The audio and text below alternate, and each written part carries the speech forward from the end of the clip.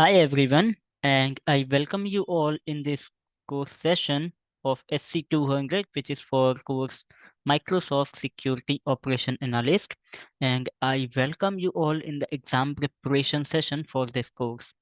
So, in this session, we are going to prepare ourselves for the SC-200 examination, and after clearing that specific examination, we can earn the certificate for Microsoft Security Operations Analyst. So, let's get started with the session and have a look what are the exam related things what we are going to discuss in this session. So first of all, thank you very much everyone for joining me in the today's session, and we are absolutely good to start our session for exam preparation for SC200. So let's get started in here. Moving ahead, and once again, thank you very much and welcome everyone into this session. And let me share you one important information for you guys. Like if you want to register yourself for the upcoming webinars and the events what are going to be provided by the GTechLearn.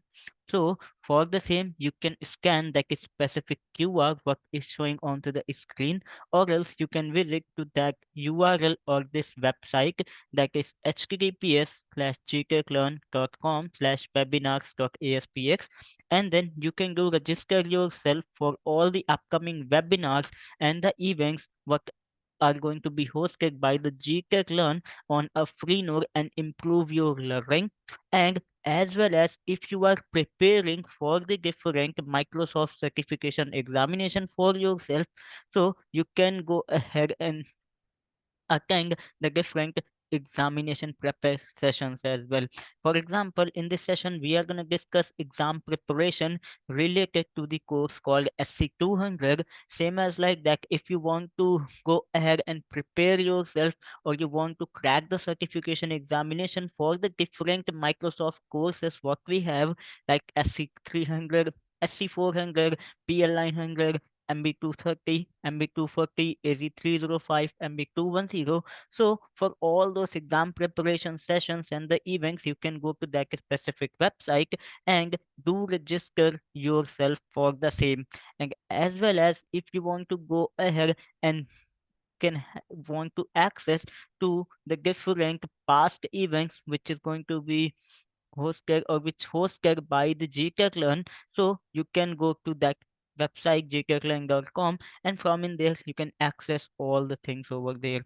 So that is all the information what I need to share in order to the upcoming events and the webinars what we are going to host by the GTechLearn.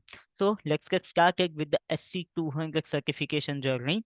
So if I'm talking about the certification journey of SC200, means you are pursuing the path that is Microsoft Security Operations Analyst Associate.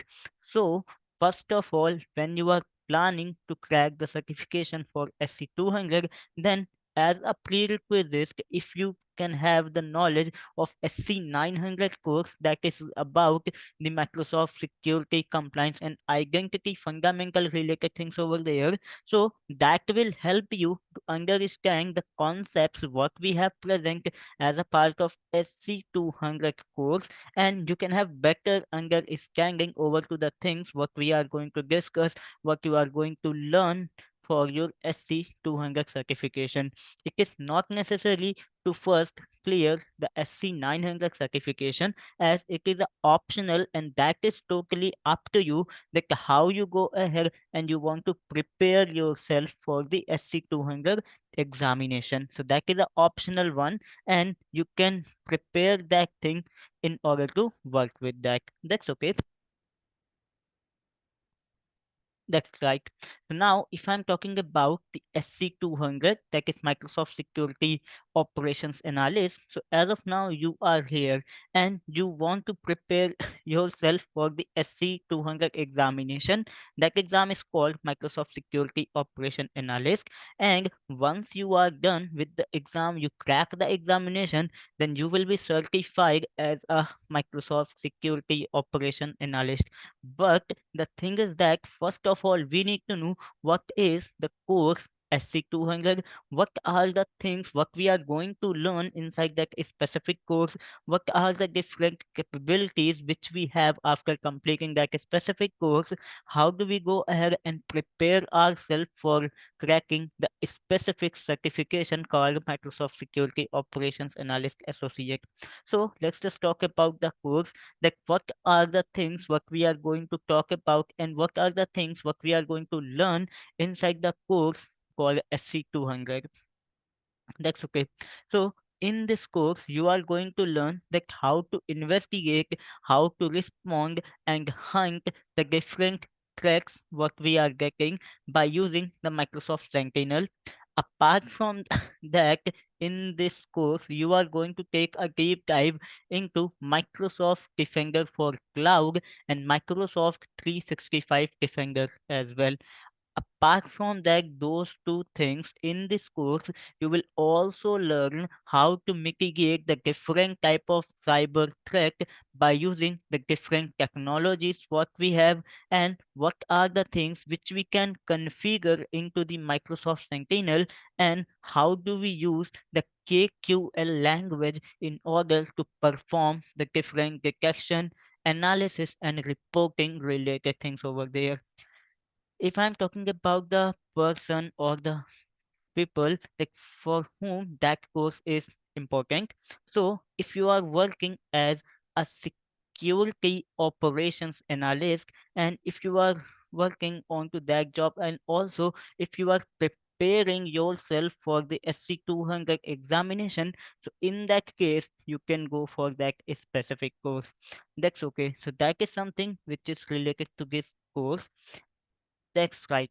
Apart from that, if I'm talking about the basic understanding related to that course, so as I told you that if you have SC-900 details available with you, SC-900 information available with you as a part of that specific course, so inside that you are having the basic understanding of Microsoft 365. You can also have the fundamental understanding of the Microsoft security related things, Microsoft compliance related things, and the different identity products what we have present. Same as like that, if you are having the familiarity with Azure Virtual Machine, virtual networking, basic understanding related to the different scripting concepts over there, so that is really helpful for you in order to work with the things what we have present as a part of SC-200 content over there. That's okay. So that is something which is related to the course concept in here. Apart from that, if we are talking about the expected learning related to this course, so by completing the training onto that specific course called SC-200, you are having the learning capabilities with you. Like you can go ahead and explain how Microsoft Defender for Endpoint can be used to remediate the risk what you have in your environment. How can you go ahead create a Microsoft Defender for Endpoint environment? How do we configure the different attack surface reduction rule on the Windows devices? How do we go ahead and implement the different type of policies over there, like data loss prevention policies and else over there? So that is something what we are going to have learn as a part of that specific course. Now, let's just talk about the training related thing, that if we want to train ourselves for that specific course, then what are the different training and learning methods which do we have available? So, as you can see on the screen, that we are having two different type of learning methods are available. The first one that is known as a self-paced online learning, what we can find onto the official website of Microsoft, that is called Microsoft Learn over there. So that is the one way of learning that specific course and training ourselves for that specific course. Apart from that, what you can do, you can also go ahead and search for the instructor led training for that specific course, where you are getting one Microsoft certified trainer, and that trainer is going to teach you that specific course called SC-200 Microsoft Security Operations Analyst. And once you are done with that, then what are the different hands-on experience what you have? So like managing the incident, investigating the different threats, performing the advanced hunting onto the threats what we have. So that is something, some hands-on experience which you are having by completing the training on SC-200. So let me open up my browser and tell you more about the training things related to the SC-200. So I'm opening up my browser in here,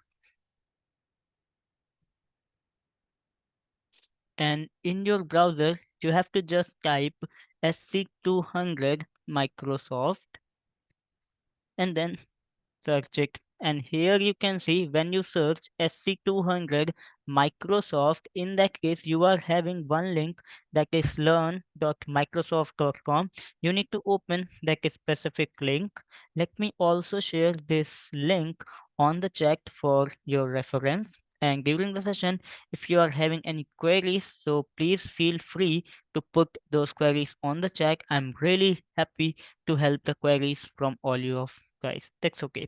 So now here you can see on the Microsoft Learn official website or official page, I'm having the details available related to the course SC-200, and here I'm getting all the details what we have present as a part of SC-200. In the important section, we are having the language related or the version related information available. In the tip section, we are having the study guide and the exam sandbox related things available, what we are going to discuss in this session as well. Apart from that, if we are scrolling our page down, then we are having some detail available related to the scheduling our exam. And if we want to schedule our exam for SC 200, so here we are having the option for the same. That's okay. Apart from that, here you can see the skill measure, and then the important thing is that what we are going to discuss in this session, that is two ways to prepare. So as I told you in the presentation, that if you want to prepare yourself for SC-200 certification examination, then what are the different two ways are available on that note. So on that case, here in the Microsoft Learn, you can see you have two different options are available. The first one, that is online and free training, what you can learn or what you can take from the Microsoft. Apart from that, you are having another way of preparation for SC-200 available, that is instructor-led paid training. So as I told you, in that specific thing, you need to go and you can find your learning partner, and accordingly, you will be assigned with one Microsoft certified trainer who is going to explain you the details related to the course SC-200. So that is the two way how you can go ahead and prepare yourself for the SC-200.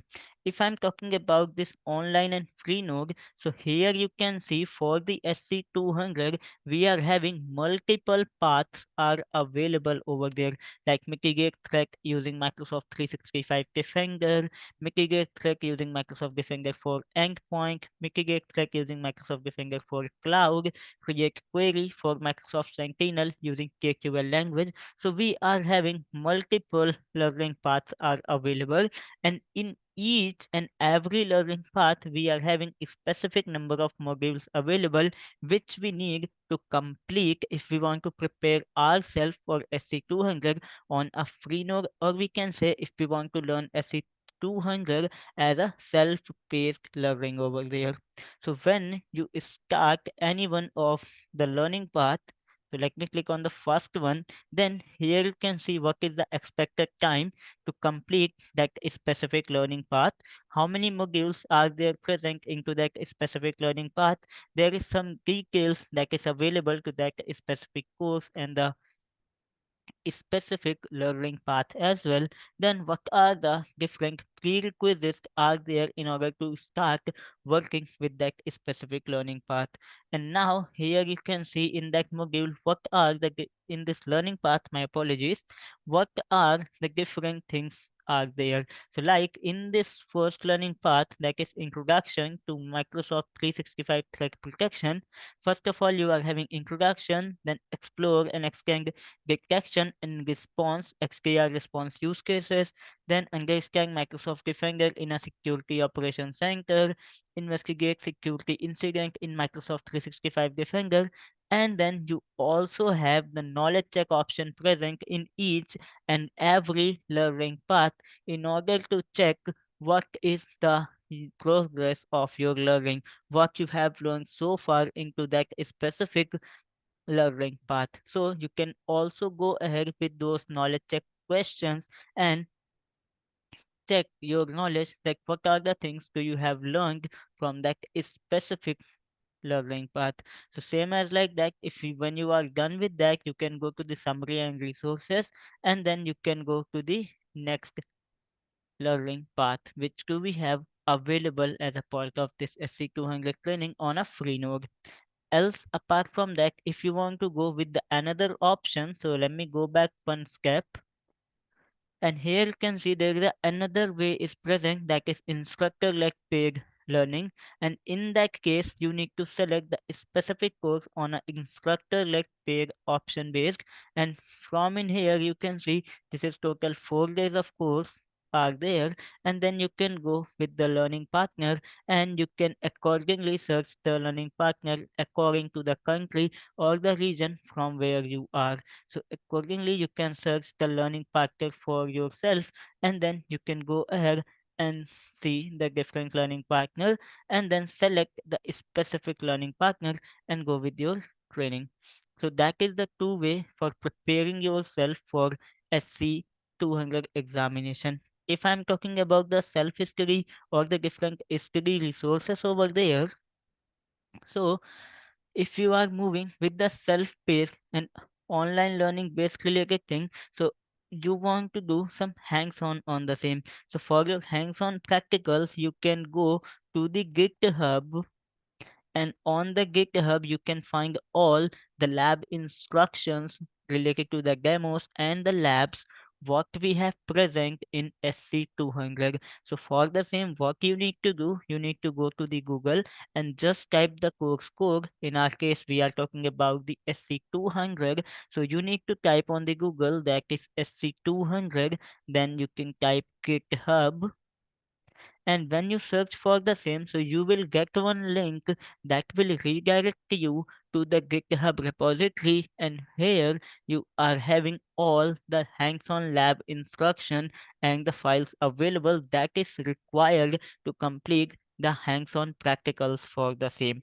Else apart from that, you can go to the Microsoft Docs for the different topics and the quick start things as well. And once you are done with that, once you are done with the learning, you are completed the course modules what we have present as a part of SC200, and you want to test your learning before appearing the SC200 examination. So for the same, what you can do, you can go to Microsoft official practice test, and you can give those practice tests in order to check your preparation for SC200 examination. So by using those official practice tests before appearing into the real examination, you can check yourself that how you are going to work and how your preparation is going on, and you can track record of your preparation by using those official practice tests. So let me give you the information that how do we go ahead and access the GitHub resources what we have available related to this course, as well as let me show you if you want to go with the official practice test for the SC200, then how do we do that.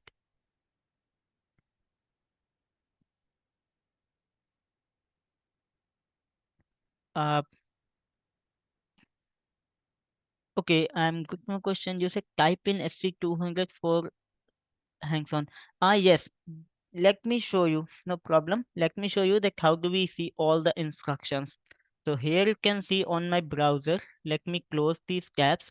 For example, for the hands-on labs, if we want to see the instructions and the different files that is required to complete the hands-on practical on SC200 course, so we can simply type SC200 and then type GitHub on the Google, and then here you can see we are getting one link, that is github.com/Microsoft Learning SC200. So if you open that specific link, let me copy this URL and share this one on the chat for your reference as well. And then you can see here we are having all the files are available, like inside all file we are having few demo files are available, like Azure Deploy.json file. In the lab starter we are having this JSON file available as well. In the SC200 for the module 4 practicals and the things, we are having one script.txt file. For the module 7 we are having script.txt file available. Apart from that, inside the instruction you can see we can have all the demo instructions are available, like how do we deploy an ARM template over there. So for the same we are having all the instructions are written over there. What else? If I'm moving back and let me go to the labs option, so inside the lab you can see for each and every lab what we have present as a part of SC200. We can go to the specific lab and then we can see all the instructions for our labs hands-on experience over to that specific course. Okay, so that is the thing what I want to say and what I want to share as a detail with you. So I hope now the thing is clear to you. That's okay. So this is the one way. And if you want to download all the files inside your local computer, so for the same what you can do, you can click on this code button and now here you can see one option, download zip, and you can download this zip file. Then all the file is going to be downloaded onto your local machine. And for example, if you want to use those script anywhere in your practical, then you can upload or do a copy paste from those scripts as well. You can also open this script on your browser and access it from in here. So that is totally up to you that how you want to utilize those files.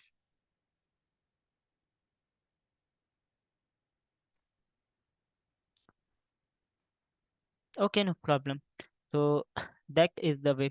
There is one more way in order to see the lab instructions. So for the another way, if you want to see the instruction, so you can go to SC200 Microsoft Lab Instructions and you can go to that specific link if there is that link available. So let me copy this URL and share it on the chat.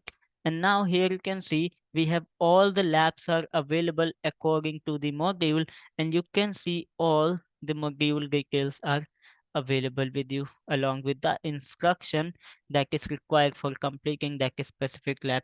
So that is the two way how you can go ahead and access the lab instructions. Okay. No problem. Now, moving ahead and talking about the Microsoft official practice test in here.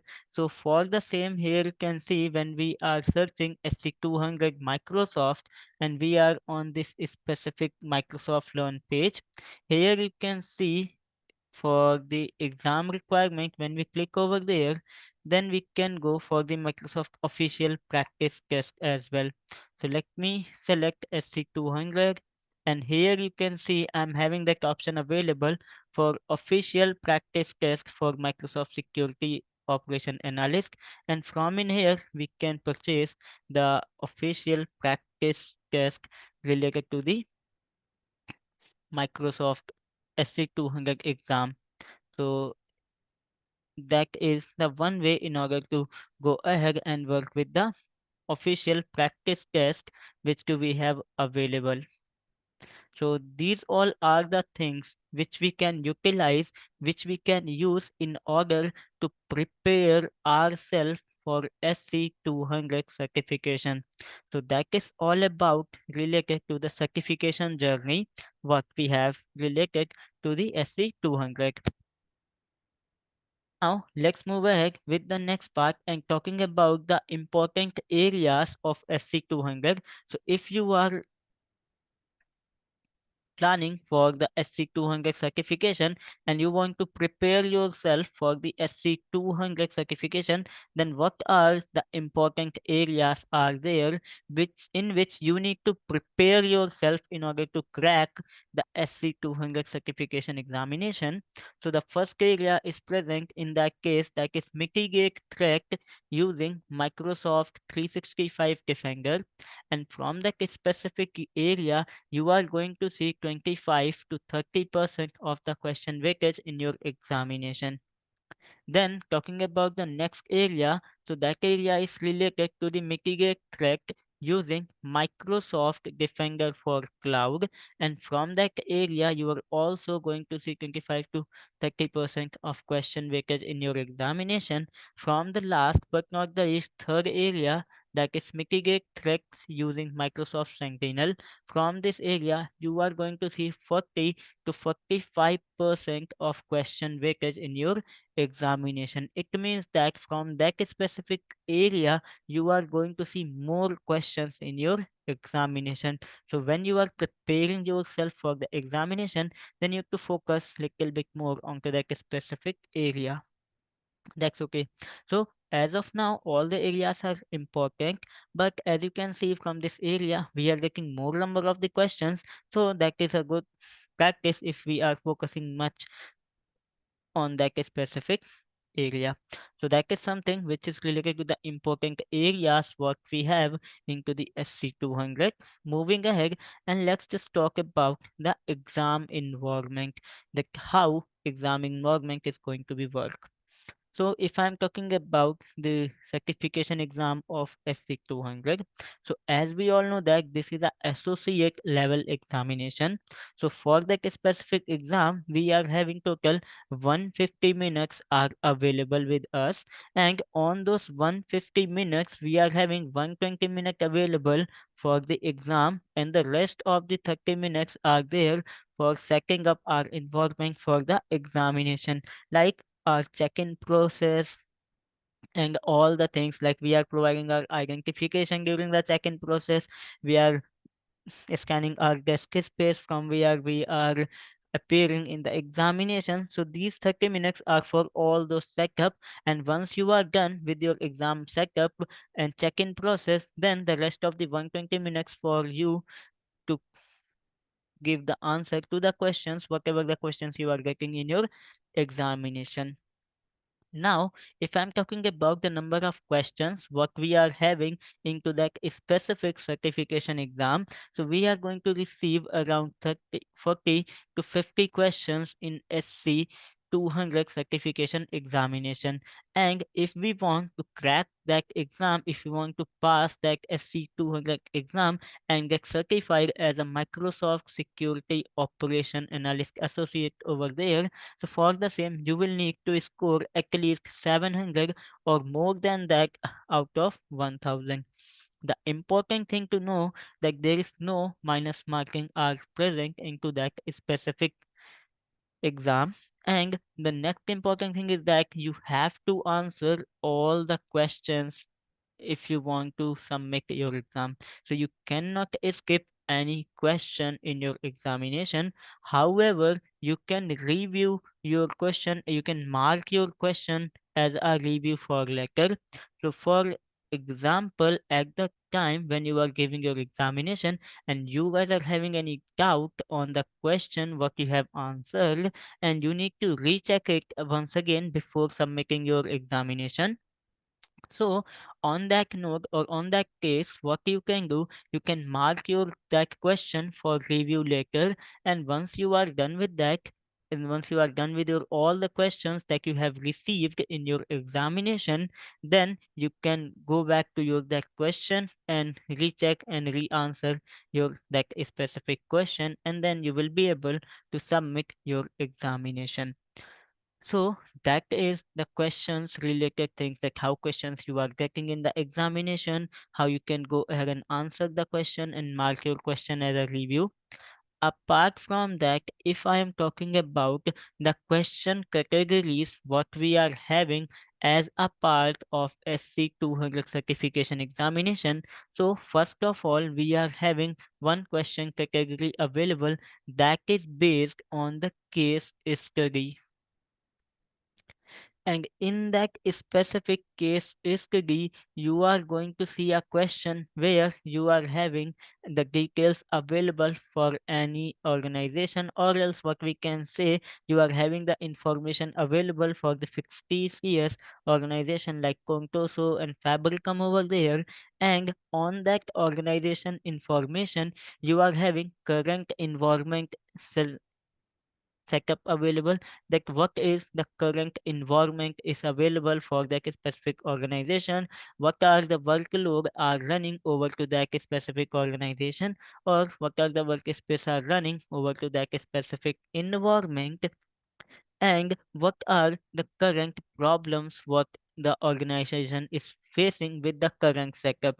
And then based on that you are having the possible requirement solutions are available, and as an security operation analyst you need to provide the best solution and best answer related to that specific problem. And based on that specific case study you are going to see 7 to 8 questions on that, or 4 to 5 questions on that in your examination. So that is the one category of questions what you are going to see in your examination, and maximum you are getting one or two case study in your certification exam.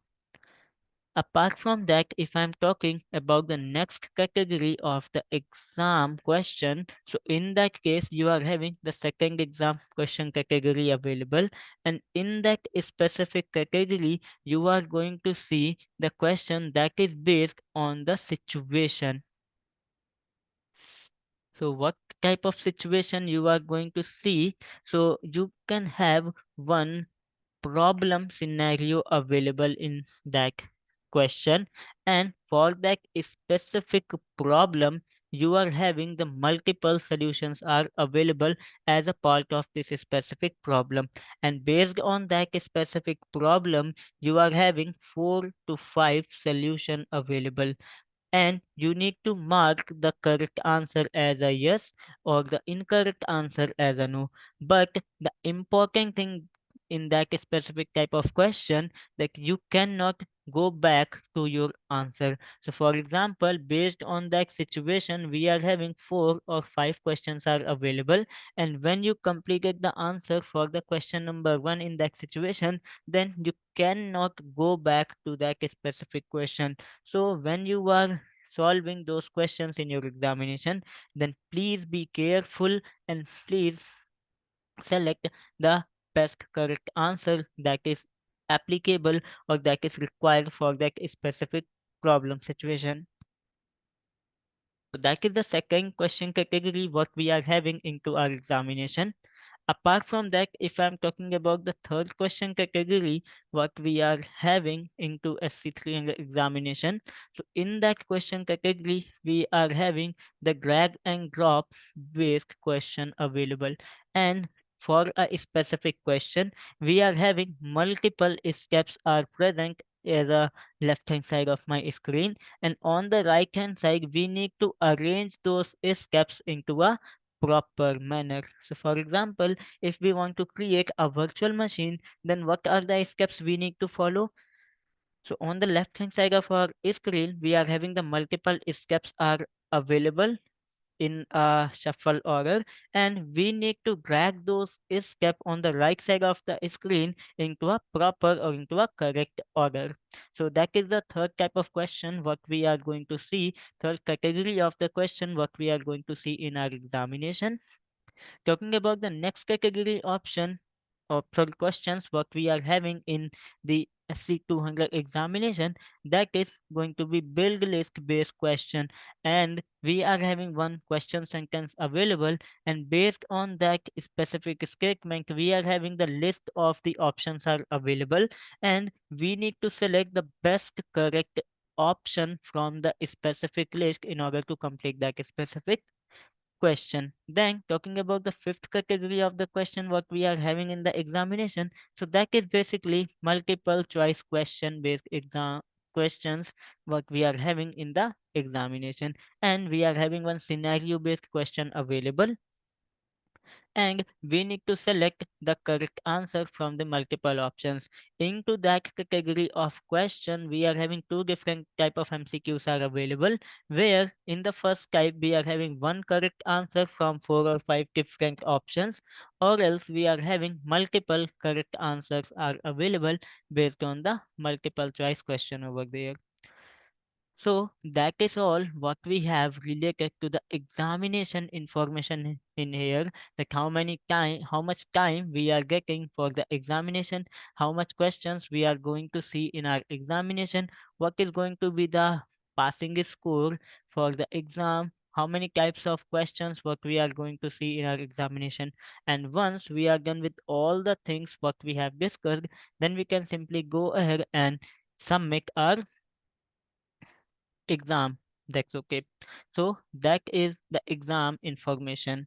So that is all what we need to discuss in here. Now let's get started with our session with the exam preparation of SC-200, that is for SC-200 Security Operations Analyst, and we are going to start the exam preparation session for this course on officially note. So let's get started this session with a quick introduction in here. So my name is Ayush Mishra and I am working as a solution architect and Microsoft certified trainer for GTechLearn. I am having total 6+ years of experience into this training industry.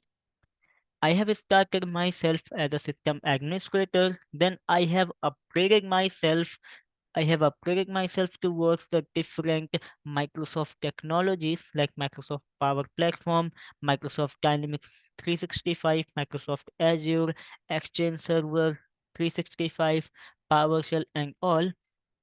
If I'm talking about my work, so I am working as a primary area for my work towards the infrastructure side of Microsoft Azure, as well as I am working on the security part of Microsoft as a secondary area of my work.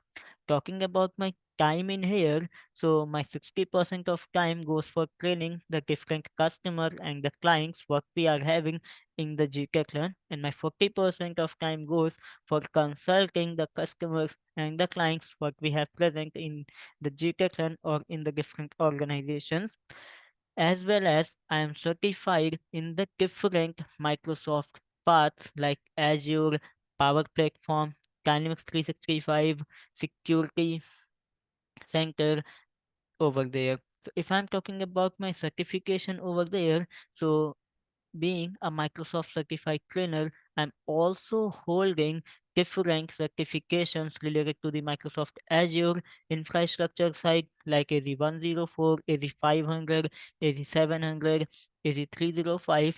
I'm also holding the different security related certifications with me like SC-100, SC-200, SC-300, SC-400. I'm also certified in Dynamics 365 platform over there like MB230, MB240, MB210. So that is little about me in terms of myself, what I was working up, what I am working in. That's okay. So now let's get started with the session in here. So first of all, we need to talk the very important thing that is included in this course, and we need to prepare in order to work with the course content what we have present into the SC-300, that is Microsoft 365 Defender. So if we are talking about the Microsoft 365 Defender, so this is an integrated threat protection suite with solutions that detect different malicious activities across the emails, across the different endpoints what we have, across the different applications and the identities what we have present as a part of our organization. And once it detect the malicious activity over to those things, in that case, this will also provide a complete attack check compromise story with us, and that enable a complete understanding related to the threat what we are facing inside our organization.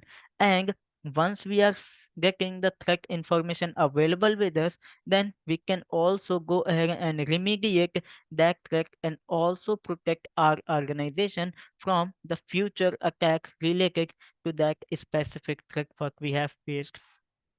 So, if I'm talking about the different across attack chains related to the Microsoft Defender, so here you can see it will provide us the protection related to the insider and external threats what we have. And as a security operation analyst, when we are implementing that thing into our organization, when we are implementing Microsoft 365 solution, then we need to understand how the extended detection and response combines the different signals from the endpoints, different signals from the identity, emails, and the application in order to detect and mitigate the threats over there. So now, first, let's just talk about in a brief related to the Defender for Office 365. So we can use Defender for Office 365 in order to protect our mail with the phishing related thing. So when someone is getting a mail and click on the URL, it will open the attachment over there. That's okay. And in that case, if there is a phishing mail available, then it will protect our environment with those specific mails. If I'm talking about the Defender for IoT and OT, so that will provide us the protection for the different IoT devices what we have present in our organization. That's okay. Also, apart from that, if I'm talking about the Defender for Identity, so it is giving us the information related to the user account, what is compromised. It will give us the protection related to the different brute force and user stolen account credentials. My apologies. That's okay. Apart from that thing like Microsoft Defender for Office 365, Microsoft Defender for Identity, Microsoft Defender for Identity Protection, we can also have one thing available, that is Defender for Cloud App available, and that will access the sensitive data, and accordingly it will give us the extra filtration capability over to the data what we have. That's okay. So these all are the things which do we have available. So these all are the external threats what we have. If I'm talking about the internal risk over there, so it will give us the information related to the history of violations, distracted and careless things, and then we can have the insider risk management option available, and that can have access to the sensitive data, and we can also keep an eye onto the data leakage and potential sabotage over there. That's okay. Now, moving ahead with the next concept and talking about the Microsoft Defender for Endpoint. So, if I'm talking about this one, so the Microsoft Defender for Endpoint detects a malicious payload which could come from any source, could come from any personal email or a USB drive, and accordingly, it will give us the information related to the compromised endpoint what we have. So, in that case, for an example, the victim receives a malicious email on a personal device on a personal account that is not protected by the Microsoft Defender for Office 365, and maybe victim receive some malicious file with the USB drive, and then the user will open that specific file or the attachment. So once that specific attachment or the USB file is open, in that case the malware infect that specific computer, and in that case the user is unaware that an attack has taken place. That's okay. And if users that computer is connected to the network, then maybe there is a possibility that other computers what we have present into the network is going to be affected. But in that case, the Microsoft Defender for Endpoint takes place, and it detects the attack is happened, and accordingly it will raise the alert to the Security Operations Center and provide the details related to the threat or related to the attack what happened to the security team. And also it will disable the user access from the device while infected. And Microsoft Defender endpoint also communicates with the Intune that risk level on this endpoint has changed, and Intune marks that account or that device as a non-compliant in Azure Active Directory. And if you are utilizing the conditional access policy, then those policies can block the user access based on that. So that is the one thing what Microsoft Defender endpoint can do when it will detect any attack on any of the endpoint what you are running in your organization. That's okay. Now, once those things takes place. Apart from that, Microsoft Defender endpoint also remediate the threat, and for the same it can be used the different method. Either it can go with the automated remediation option, or else a security analyst approve for the automatic remediation, or if we want, so we can also go ahead and manually investigate that specific threat what we have. And once Microsoft Defender for Endpoint remediate that risk, then it will also add that information to the Microsoft Threat Intelligence System. So in future, in that case, if any other organization or any other system is having infected with the same thing, then it will quickly remediate that thing. So that is the one thing what we can manage by using the Microsoft Defender for Endpoint. That's okay. Moving ahead and talking about the next important thing what we have present as a part of this one. So once the Microsoft Defender for Endpoint is getting any information, so in that case we are having the incidents in place as a part of that specific thing. And the Microsoft 365 Defender provide a cross-domain threat correlation and purpose-driven portal to investigate the threat over there. Attacker can have the users, devices, and the mailboxes incidents are available in the different Microsoft 365 service, and based on those entities it will generate the different alerts over there. And an incident can have multiple alerts are available. So if I am talking about the incident, so a incident is a collection of the alert that make up the story of an attack. For example, if someone is having any malicious or suspicious event found in their device. So in that case, first of all, that malicious file is found in the system. Apart from that, when user click onto that specific file, so there are two different alerts are going to be generated onto the Microsoft Defender. The first one that is malicious file is found in the system, and the next one that is user clicks on that specific malicious file. Then after, if that file makes any changes into the computer system and that is a not required change, so in that case a third alert is going to be generated. And what incidents can do, it can correlate all the things into a one package, and that package is known as a incident over there, and then that will give you all the information, all the story related to that specific attack, that how that attack is started and what are the things are changed by having that specific attack.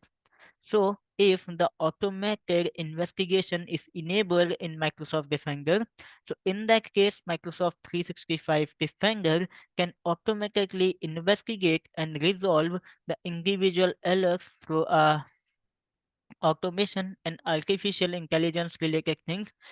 that is provided by the Microsoft, as well as security defenders can also perform the remediation step to resolve the attack straight from the incident view over there. That's okay. Then the question comes up, if we want to see the incidents what we are having, then how do we go ahead and see the different incidents? For the same, let me quickly jump up to my portal. So let me open up my browser in here, and here you can see I'm logged in with my tenant, that is my Microsoft 365 admin center. And into that admin center, here you can see we are having show all option available on the left hand side of my screen. From in here, I need to go to the security option in the admin center. Let me open it up. And now it will redirect me to the security.microsoft.com. And now here you can see in the home we are having this incident and the alert option available. Let me go to the incident.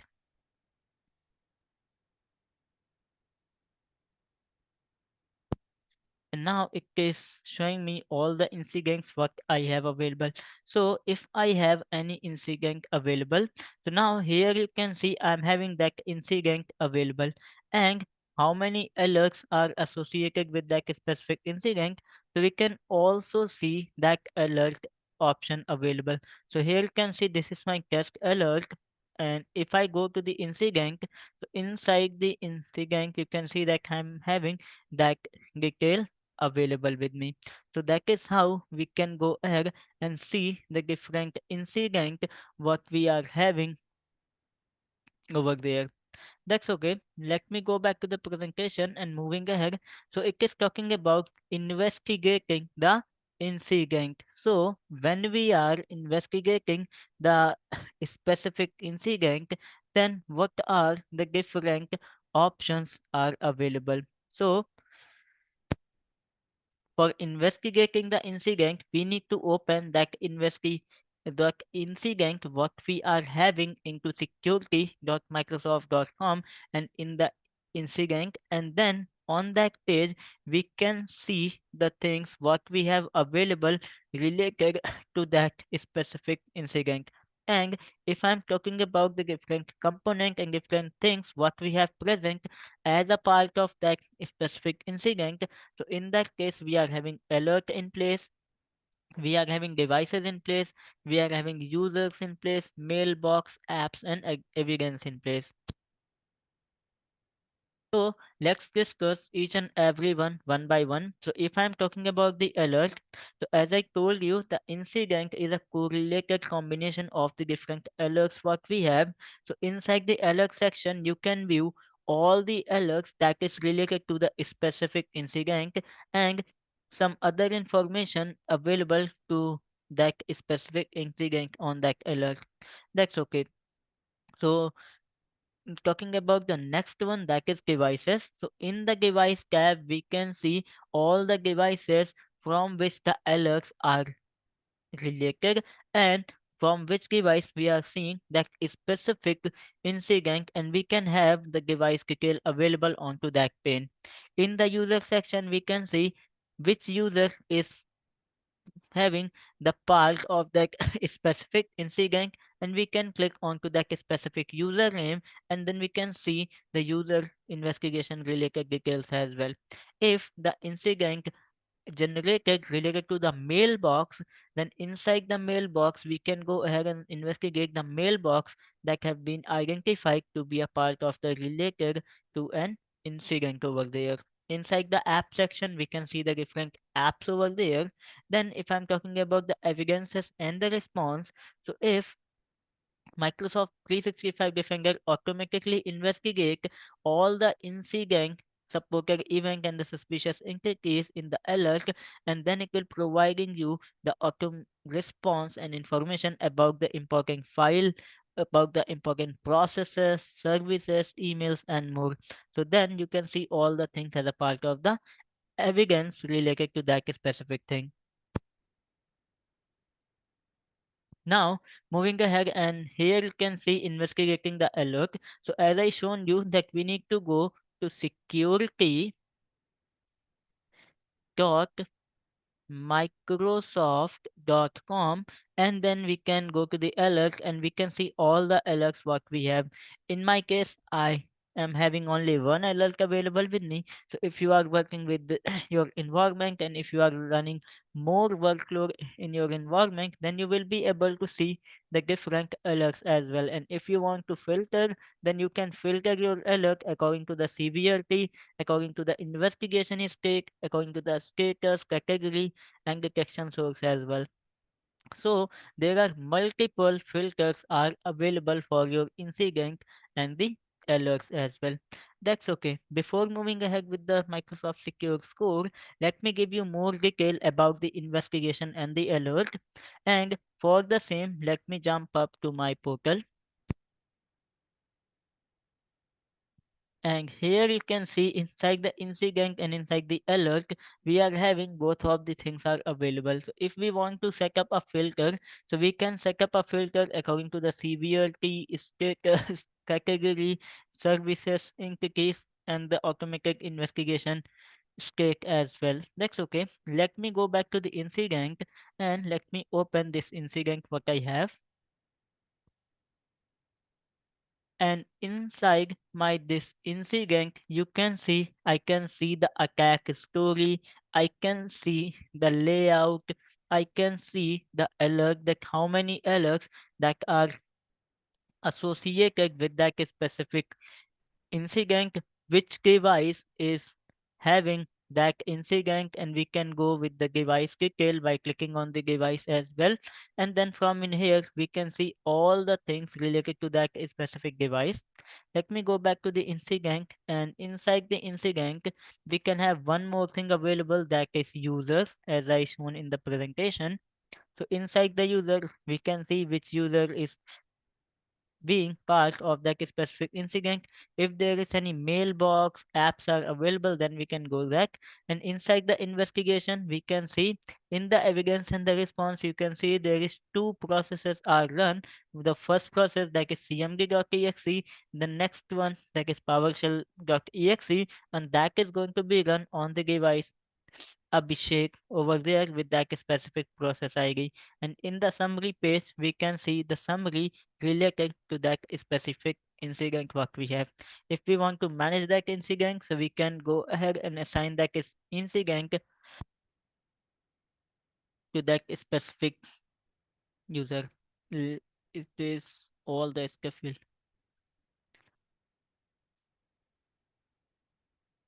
Yes, you can have that steps available, okay, with your labs. So that is the thing how we can go ahead and manage our incident. If you want to go with ask for defender expert, so you can also submit your incident to the Microsoft Defender expert in order to take a help from the Microsoft experts over there as well. That's okay. So that is the one way how we can go ahead and manage the incident what we have. That's okay.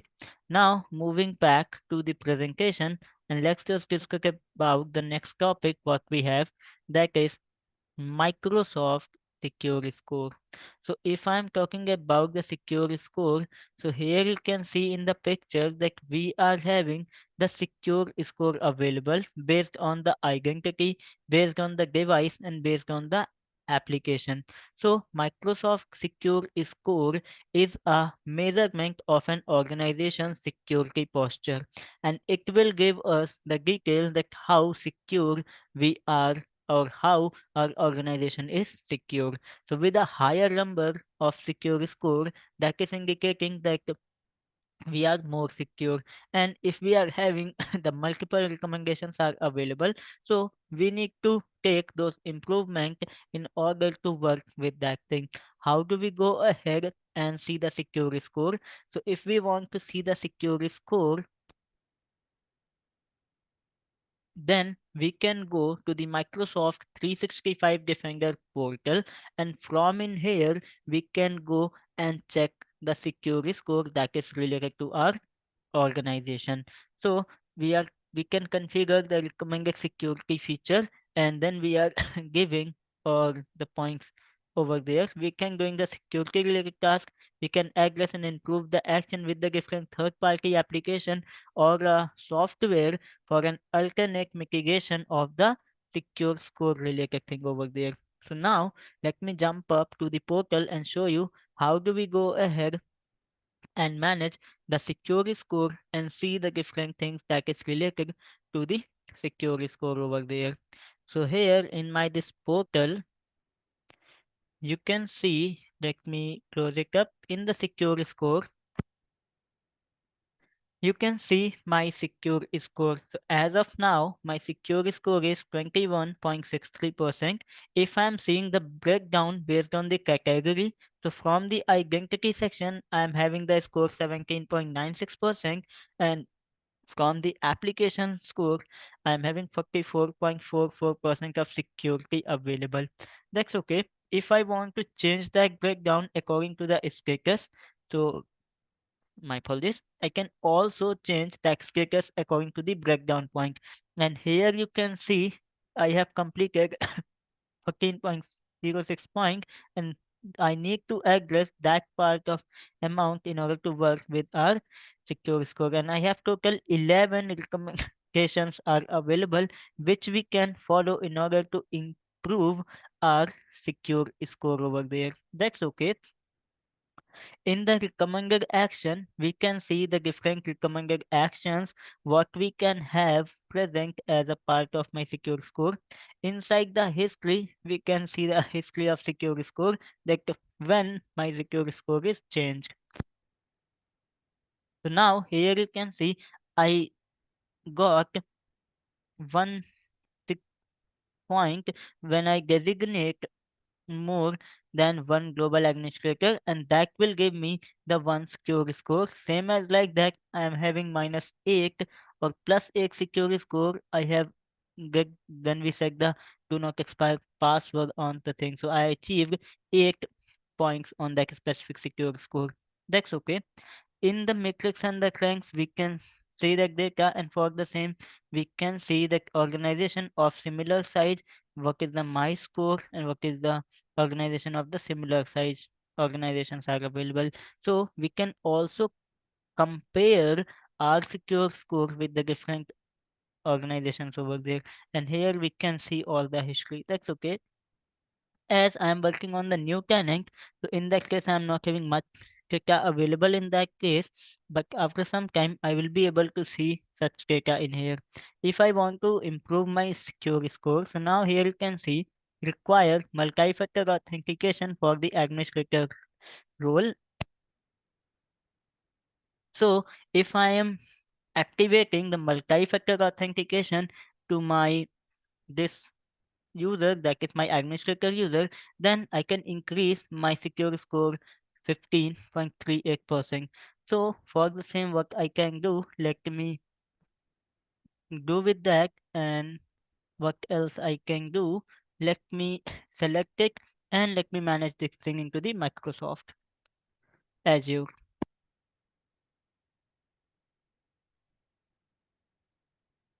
Okay, so now here you can see require multi-factor authentication for the administrative role. So for the same, I can go ahead and create a new policy. And inside that new policy, I can create that if a user is trying to sign in with the administrative role, then the multi-factor authentication is required. So we can create that policy from in here.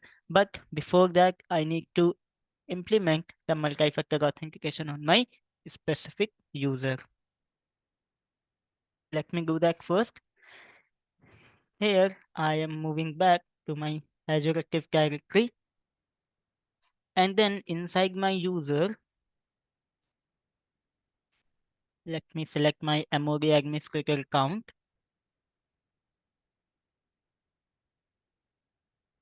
or Microsoft CDX account.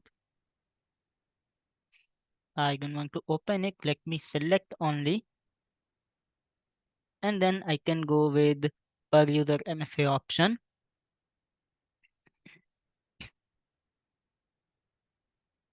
And here I want to select my specific account, that is a Microsoft CDX account, where it is this one. And I'm going to enable the MFA onto that specific user. Once I'm done with that, let me open another browser. And here, let me open portal.azure.com. And here I need to enter my admin credentials. Let me do that.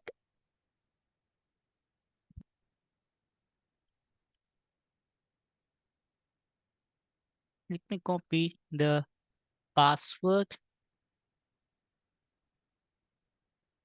And now you can see more information required. Let me go with the next.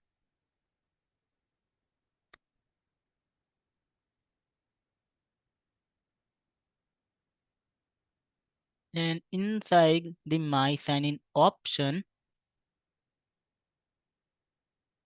I'm going to set up the multi-factor authentication for my admin account. And here I can go with that option. I want to set up different method, and let me go with the phone. Here, let me select my country and region, and this is going to be my phone number. Let me go with the next, and I'm expecting one code on my mobile phone. So once I have received that, let me enter that code on the portal. Just waiting for the code, and that is 423058. Let me go with the next.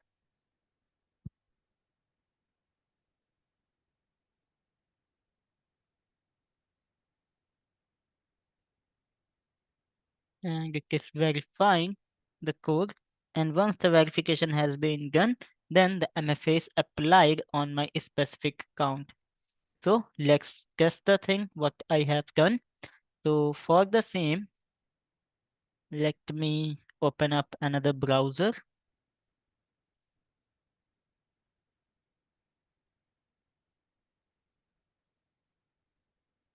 Okay. And onto my this specific browser,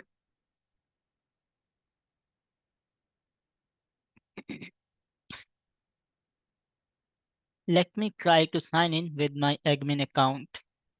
So that is portal.azure.com. This is going to be my username. Okay. And let me enter my password. And when I'm trying to sign in, I need to verify my identity once again because I have just activated the multi-factor authentication to my admin account. Let me enter the code. Okay, let me go with the verify. And now I will be able to log into the system. Once I have activated the multi-factor authentication to my admin account, then I can go with that specific recommendation. Let me click manage in Microsoft Azure.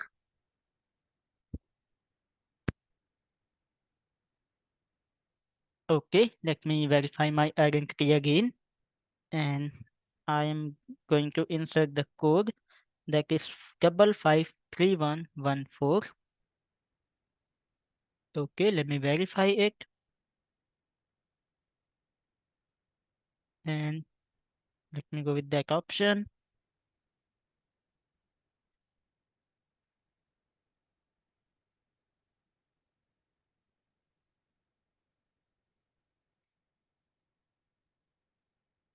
And now I'm going to create one conditional access policy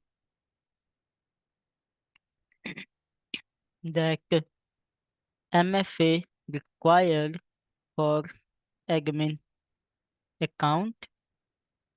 And here in the user workload, let me select the directory role. And here I'm going to select the administrator account, and which accounts I need to give the permission, like global administrator. Okay, let me select it from in here. And the next one is authenticator administrator, billing administrator. Let me select the another one, billing administrator, security administrator,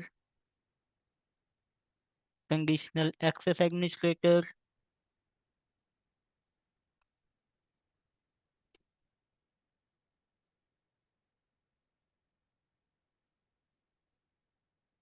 Yes, you can go with that recording into the website. So let me show you. If you want to access the recording, then you can go to the gtechlearn.com, and in this website here you can see one link that is for past event, and inside the past event you can see all the past events what we have, and you can simply click on the watch now and see the recording for the same. For your reference, I'm also sharing this URL with you.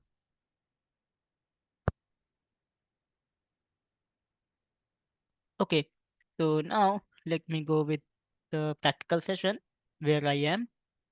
So let me select the Exchange Administrator and Compliance Administrator. Which one is left?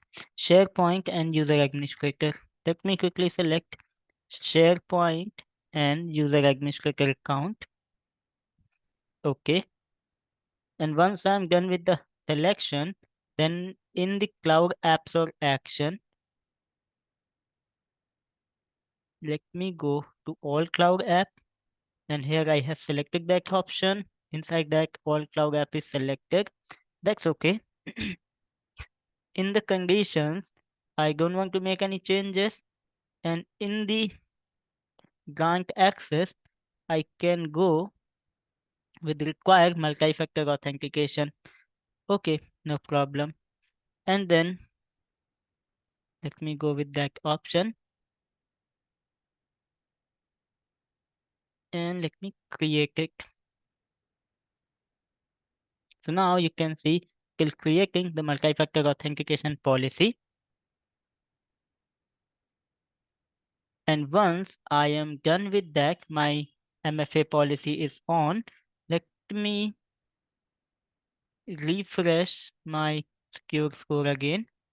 And it could take some time like 5, 10, or 15 minutes in order to update the secure score. And once I'm done with that, then I will be able to see my updated secure score on here.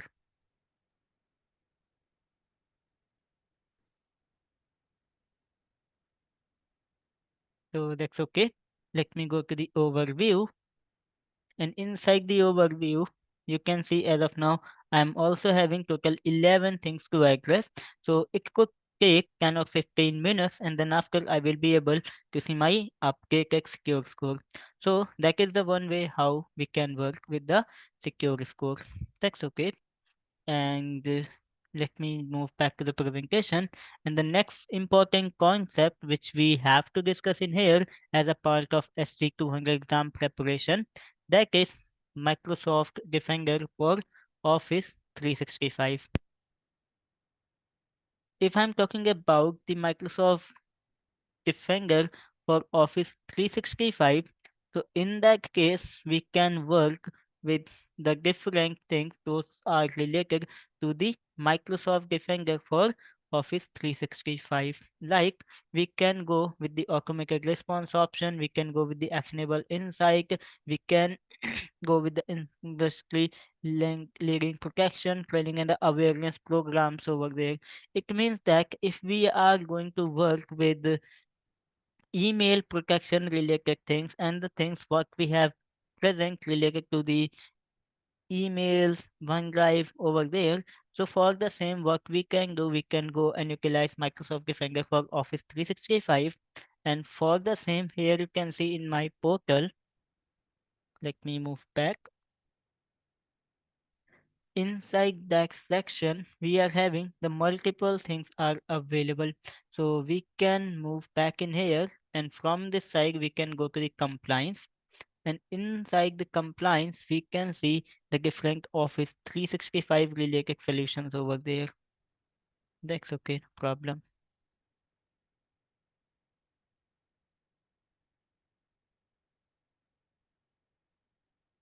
And now here you can see we are having the different options are present, like data loss prevention, e-discovery, DLP policies, and we can create much more by having that. We can go with the safe link policy, attachment policy over there.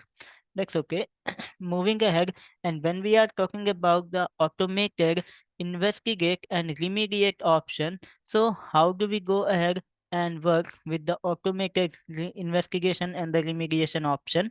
So for the same, here you can see, if I move back in here, and let me go back to the incident option in here, and here let me go with that option,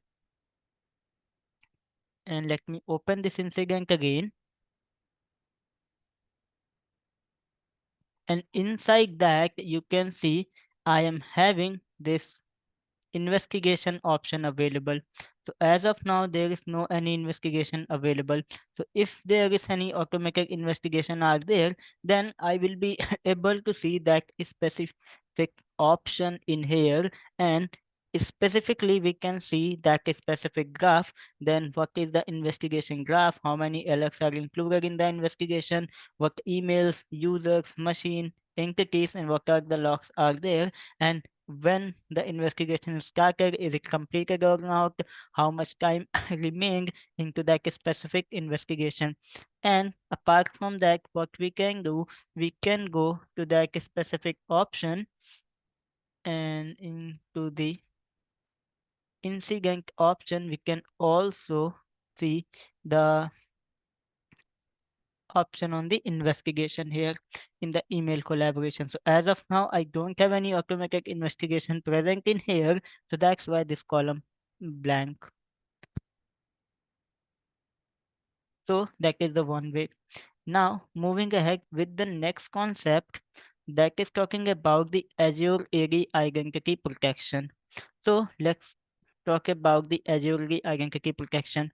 So if I'm talking about this one, so that is a protection that gives you the capability to automatically detect, remediate, and investigate different identity-based risk in your organization.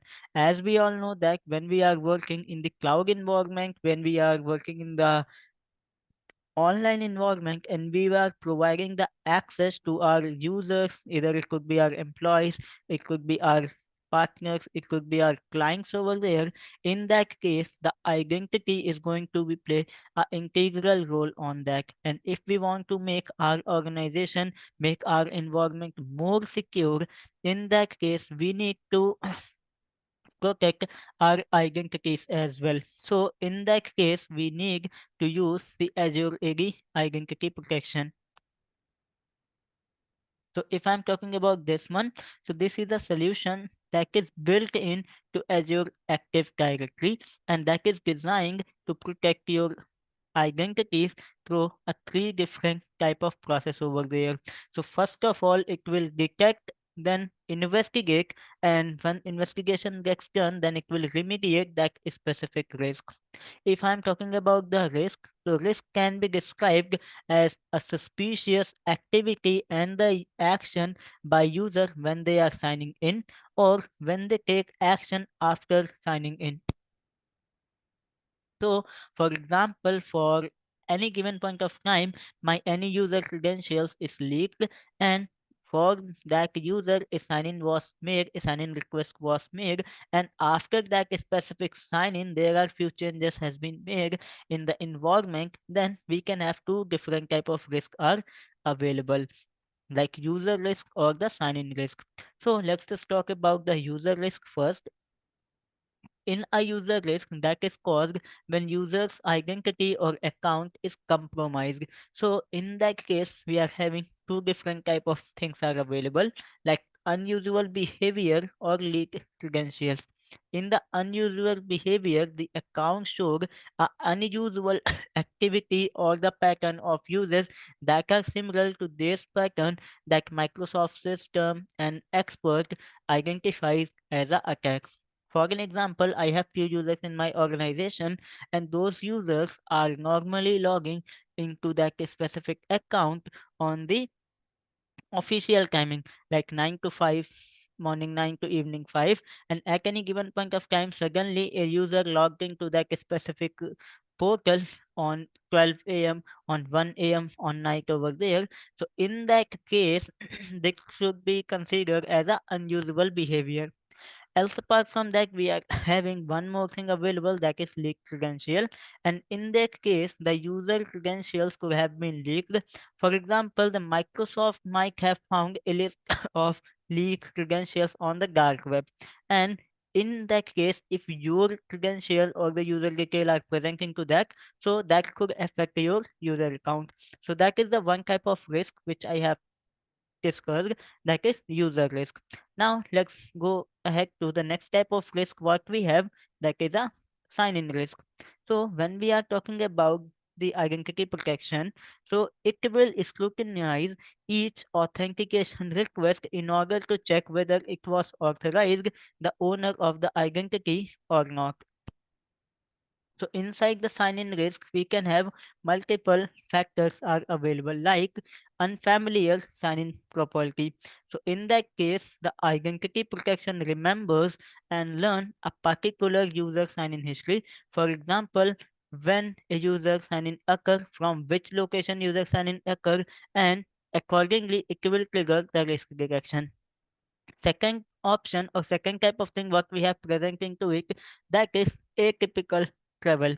So for example, two or more than two sign-in occurs suddenly from the distinct location in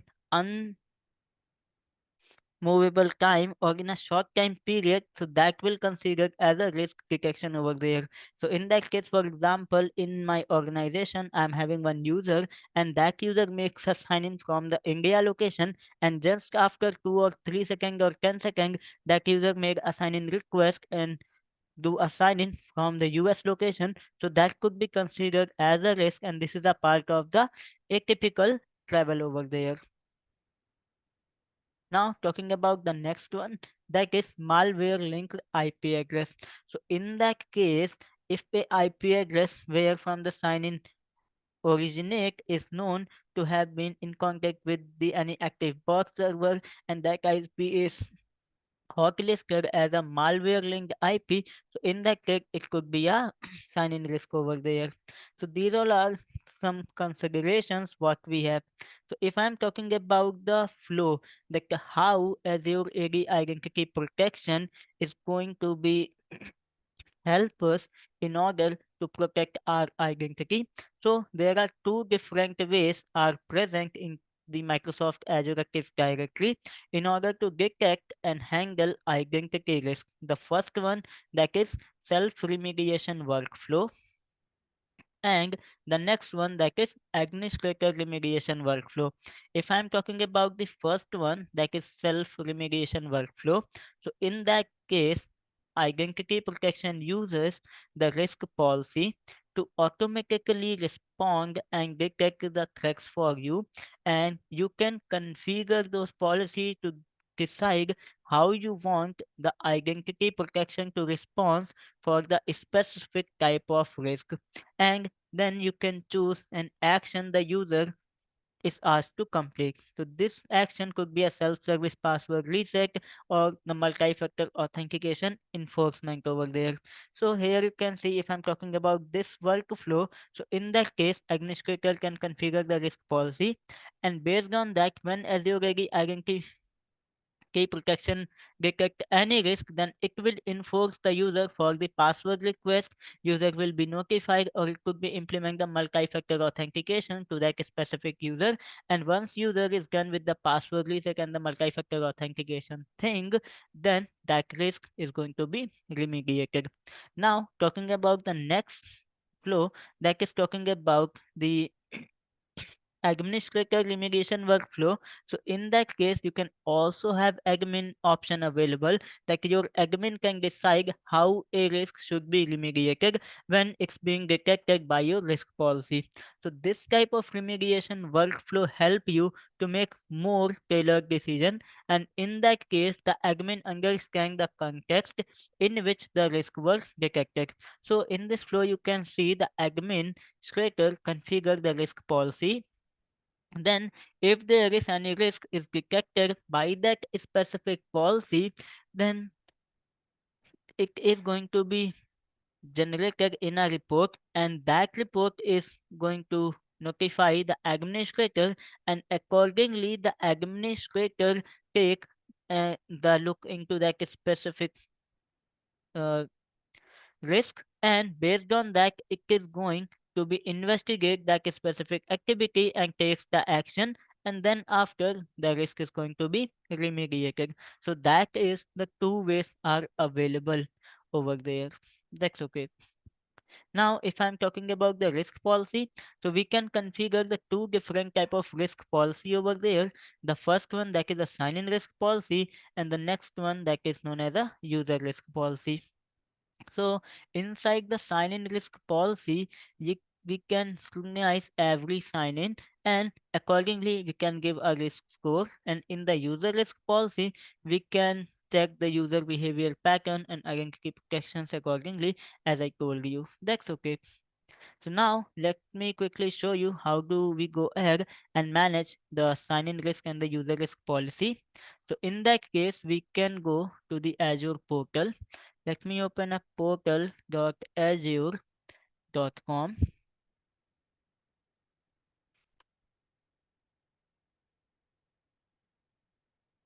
Let me go with that option.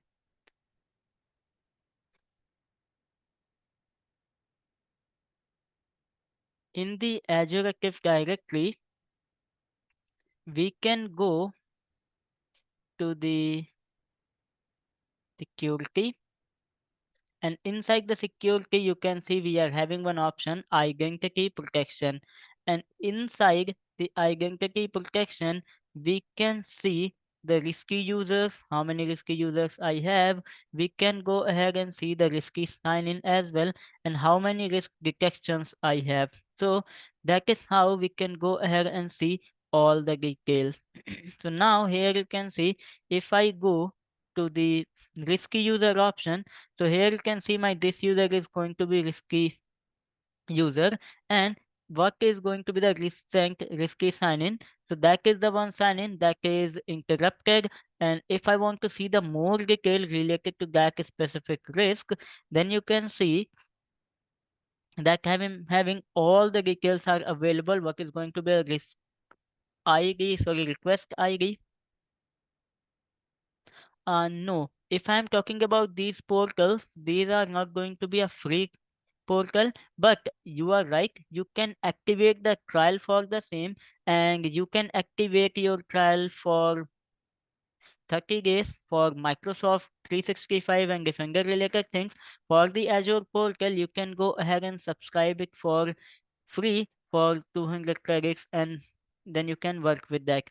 Few services in Microsoft Azure are free for the 1 year, and few services are free for the 30 days only, and you will get $200 of the credit on the same. And if you are completed or used all your credit, then your subscription is going to be disabled. Okay. And then you can see what is the signing type, which user, what username is going to be used, what is the user ID, in which application the sign-in was made, what is the resource ID, from which IP address the sign-in made, location, date, which application is used. Inside the device info, you can see which device is used, which operating system is used, what is the risk info. So that is the unfamiliar sign-in property.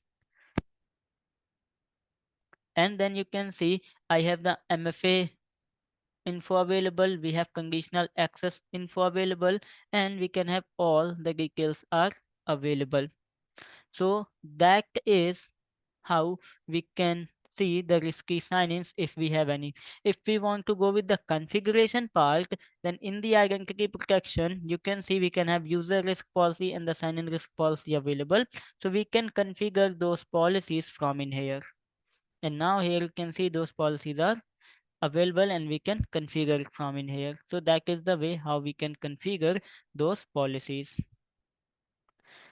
So that's okay. Now let's jump up to the next topic that is talking about the cloud app framework. Just give me a quick moment. So if I'm talking about the Defender for Cloud App Framework, so in that case, you can see it will discover and control the use of Shadow IT. That's okay. Just give me a quick moment. So if I'm talking about that one, so that is a cloud access security broker that operates on the multiple cloud, and it will provide you the capability to manage your different tenants, and it will protect your all the cloud applications as well. But as of now, the Microsoft Cloud App Security is renamed, rebranded by the Microsoft, and now it is called Microsoft Defender for Cloud App over there, and that is work as a cloud app security broker.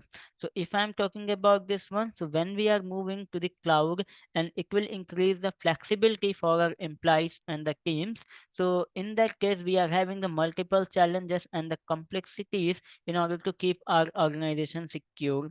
So when we are working with the cloud app security broker, so that will add a safeguard to our organization, and once someone is trying to access the resources and the applications what we have present in our organization, then that cloud app security broker is work as a gatekeeper to check and provide one extra layer of security towards us. And if I'm talking about the cloud app framework over there, so it can discover and control the use of Shadow IT. What it is, if I'm talking about this one, so this will identify the cloud app based on the infrastructure as a service, platform as a service that is used by your organization.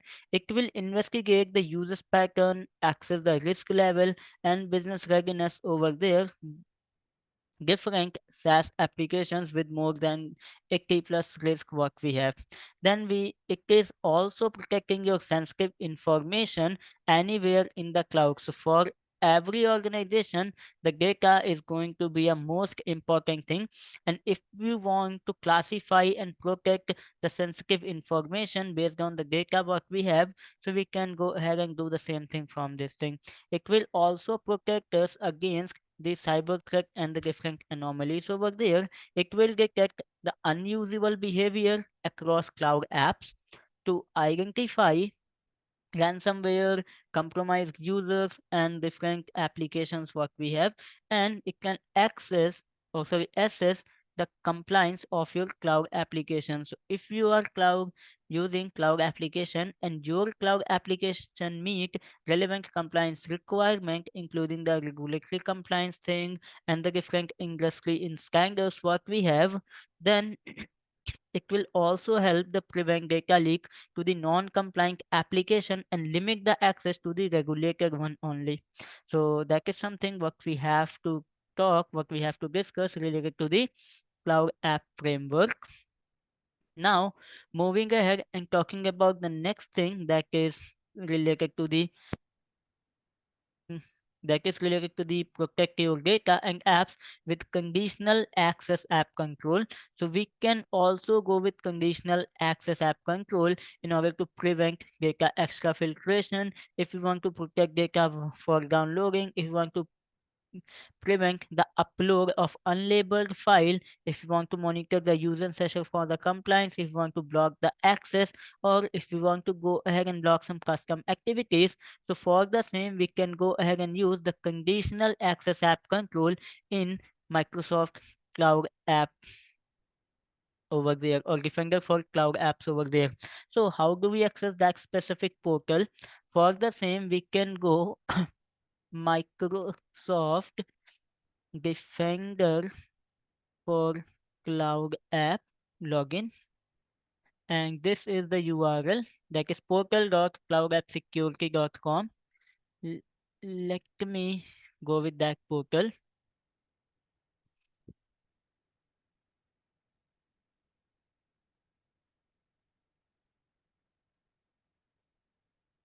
It is opening up. We have to just wait for a few moments. And now here you can see Microsoft Defender for Cloud app is moving. And here you can see the Defender for Cloud experience is now available in Microsoft 365 Defender. So if you want to go there, you can have also that option available. And apart from that, you can have dashboard available in here. You can have all the alerts are available in here as well. And you can manage those things from in here as well. So in the security and compliance, we can also manage that thing. That's okay. And inside the files, you can see that we can enable the file monitoring. And once we enable that option, then we can also monitor the files what we have present in our organization. So we are having the multiple options are present. And inside the file, you can see we are having the different policies are available. And if we want to implement those policies onto that specific file, then we can open that file and we can create the new policy from the scratch, and we can check the specific policy and search with that specific policy which is applied onto my files previously. In the policies section, you can see how many policies I have. If you want to create a new policy, then you can create the access policy, activity policy, app discovery policy, file policy, session policy, and you can implement it from in here as well. From the Defender for 365 portal, we can also manage that thing, but it is moving. So till the time it is not moved completely, it's good practice to use the things from in here. So that is the Microsoft Defender for Cloud app. That's okay. Moving ahead and talking about the data loss prevention in here. So if I'm talking about the data loss prevention policies, so data loss prevention policy is something that will help you to protect your data. It means that every organization is having the sensitive information available related to the financial information, related to the different organizational related sensitive information. And if you want to protect that specific information, then you can go ahead and use the DLP policy over there. Okay, how do you go ahead and work with that data loss prevention policy?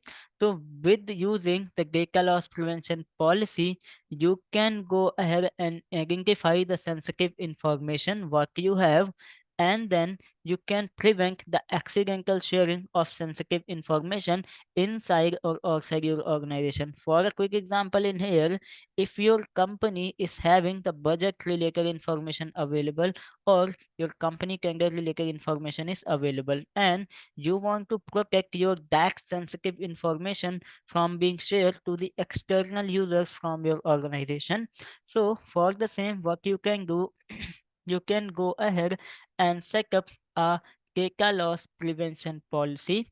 And in that case, you can set up a policy that if someone is trying to share the information to the outside user from the organization related to the budget or related to the tender, so that information is going to be prevent for sharing, and it will monitor and protect the sensitive information with the desktop versions of Excel, PowerPoint, and Word as well. This will also help the user to learn how to stay compliant without interrupting their workflow. We can also view the different DLP alerts and the report that will showing the content that matches your organization DLP policy. If I'm talking about the different components what we have present as a part of data loss prevention policy. So we can have sensitive information available. We can have sensitive label present. We can have data loss prevention policy, and we can also go ahead and use the file policy in Defender for Cloud App. As I just showed you that how do we go ahead and create a cloud app file policy. So for working with the data loss prevention policy, I am moving up to my portal.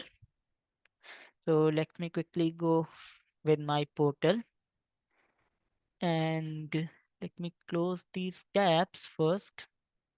And from my admin center, let me go to the compliance, or let me go with the security as well.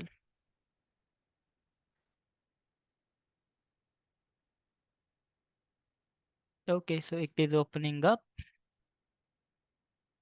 And now here you can see in the policies section, if I'm opening it up,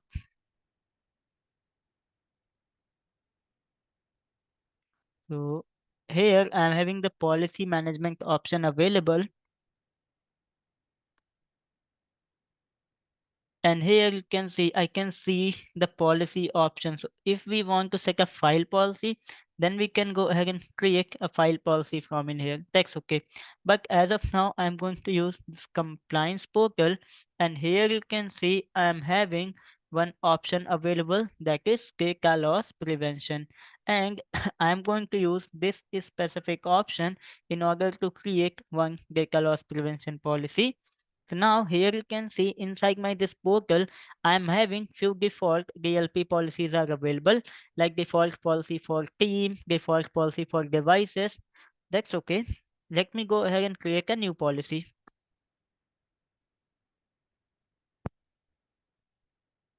For the same, I can go and click on the create policy, and then we have multiple options are present.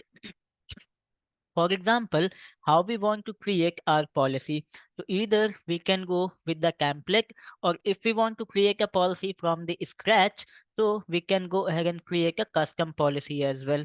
So now we can also set up a filter according to the country as well. So let me select this one. And then I can go with the financial option, and let me go with the US financial data like credit card number, US bank account number, and ABA routing number. For the same, let me go to the next, and I'm going to use the template. So as I'm using the template, so name and the description is mentioned in here. That's okay. Let me go with the next. In the location, you can select where you want to apply this policy. So as of now, I want to apply this on my Exchange email, SharePoint site, OneDrive account, Teams chats and channel message device, and everywhere except Power BI. Then I want to select where or which user I want to apply that policy. So I want to apply that policy all my users and groups what I have. And in the same thing, if I want to select that thing, then where on which group I want to apply this policy. So that's okay. I'm okay with that. Let me go with the next. Inside the define policy setting, so you can see review the customized default setting for the template or create a customized advanced DLP rule. So I want to go with the review option, and here you can see if I want to edit that thing. So you can see if the sensitive information containing the credit card number, US bank routing number, ABA routing number, then we can go ahead and use this one. That's okay. Let me go with the save. In the protection action, what you want to perform. So when content matches the policy condition, show policy tip to user and send them an email notification. That's okay. Detect when a specific amount of sensitive info is being shared, at least 10 or more than scans on the same info type, then send incident report to email. Let me set it to the 1, and send alert if any DLP rule matches. Restrict access or encrypt the content in Microsoft 365 location. That's okay. Then when I have selected this one, then block my people outside for my organization. Okay. And let me go with the next option. Info to protect. So I want to test it, or I want to turn it as of now. And if you want to test it, Then you can go with that option. Let me turn it right away. Then you can review your setting, and here you can see in the policy setting, and let me review one setting one more time. That is for, let me go with the next. And if I want to go with the protection action, that's okay. Let me block user for receiving email by for sending teams check. Okay, block only people outside your organization. Let me go with the next, and submit. So that is how we can create the data loss prevention policy. That's okay. It could take some time, and then we have one data loss prevention policy in place. Okay, no problem. Let me go back, and I want to edit one setting in here. Okay, let me edit it. That's okay. In the policy action, see ticket specific amount. In the next option, receive encrypt content, where I am having that option available. Block people in my organization. That's okay. Let me go with the next. Okay, let me back, and I want to make some changes.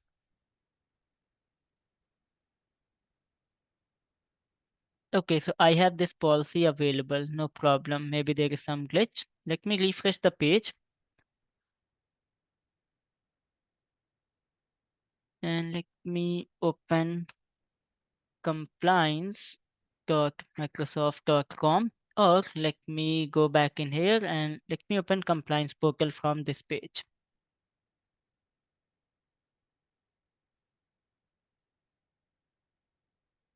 As of now, in the compliance section, let me go with the data loss prevention option. And inside that, on the policies tab, you can see that I have new policy available, what I have just created, US financial data. Let me try to test this policy, and for the same, I am opening up my Outlook.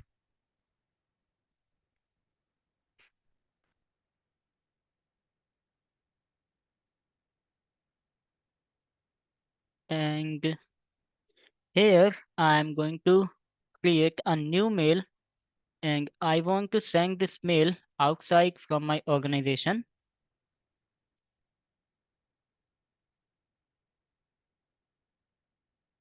And let me send it to this user.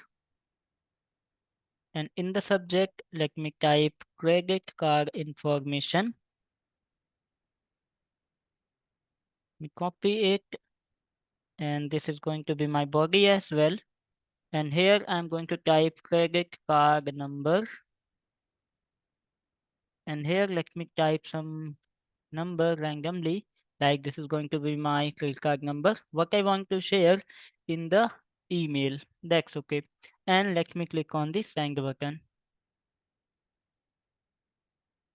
Once I click on the send button, I'm expecting one email, and then we can see that a data loss prevention policy prevent that information from being shared to the external user what is not who is not present in my organization. So I'm expecting one email. Let me refresh the Outlook, and we will see. Sometimes it happens that when we are recently created or updated or make the changes into the data loss prevention policy, then it could take some time in order to reflect the changes over there. So let me go to the inbox, and let me select and see the send box. Okay, and that's okay. I am expecting that email after some time, so it could take some time, but that is the way how we can go ahead and implement the data loss prevention policy. Or else, if you want to test your policy before turning it on right away, so you can go with the test it out first option, and then before implementing that policy in your organization, you can easily test your policy first. That's okay. Now moving ahead with the next section, that is about the onboarding devices. But before moving on to that section, let me give you some information related to the sensitivity label. Okay. So if I am talking about the sensitivity label in here, so that is a service provided by the Microsoft Compliance Portal, and we can use that specific service in order to encrypt our email, in order to encrypt our document, in order to prevent the unauthorized access to that specific file what we are sharing with the specific user. So how do we go ahead and work with the sensitivity label?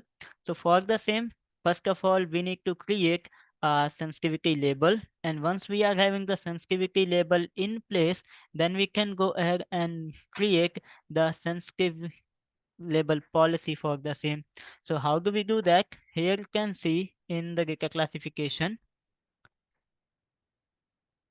I am having the sensitive info type also present, or else we can go to the information protection option, and here you can see the label and the label policies are available. As of now, no sensitivity label detected. Thank you for the appreciation. Thank you. And then here inside the label, you can see if you want, you can create a label. So let me go ahead and create a new label. And this label I want to create as a label 01 for me, and this is going to be my label display name as well. And if I want to set the description for user, so demo for the SC-200, let me type 200 webinar, and I want to give the same description for the administrator. Let me go with the next. In the scope, I want to set up to my items like my office files, Power BI item, that's okay. Moving ahead with the next section, so it will apply the content marking. I don't want to apply or remove the encryption as of now. Let me go with the next option. Then let me enable that option, and I want to add a watermark. So when I'm enabling that option, so in that case, if any user is applying that specific label onto the file, then a watermark automatically is going to be added to that specific document. That's okay. In the watermark, let me type SC-200 exam prep session. That is going to be watermark on the file. Font size I want to set up as 24 or 26 in black color, and the text layout is going to be diagonal. I don't want to add header and footer. Let me go with the next option. So I don't want to go with the auto labeling option.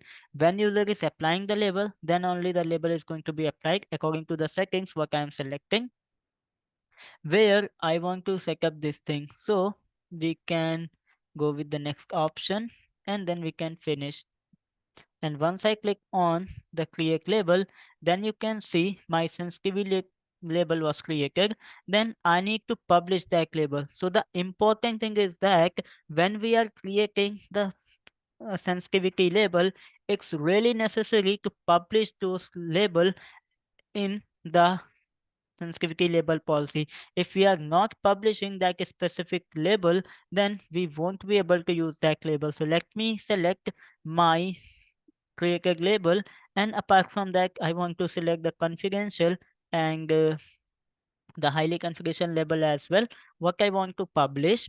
Let me click on the add, and I want to publish these three labels. Let me go with the next, and I want to publish that label to all my users, or here I can see by default the all is selected, and if I want to select the specific user group, then we can select it from in here.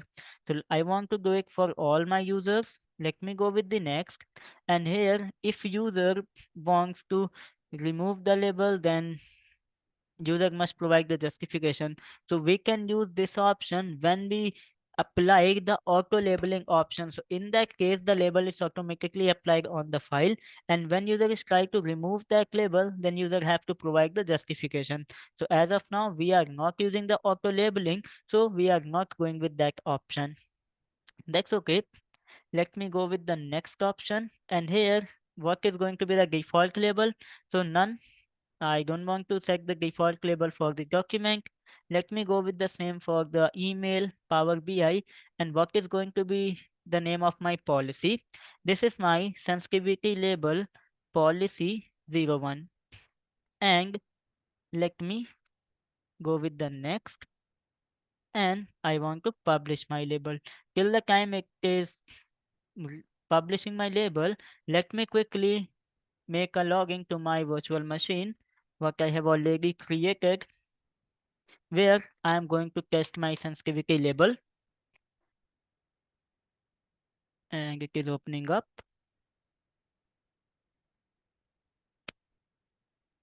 So this is the VM, and this is the Windows 11 virtual machine where I'm going to test the sensitivity label. So let me connect it quickly.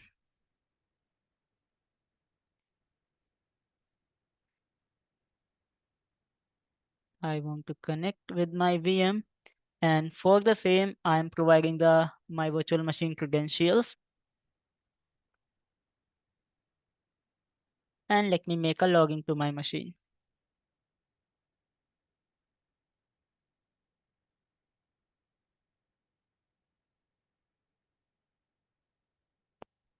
And now here you can see I have logged into my virtual machine, as I'm first time logging into my machine, so it could take 2 or 3 more minutes, and then I'm on my desktop. Then let me go ahead with the rest of the process of sensitivity label practical over there.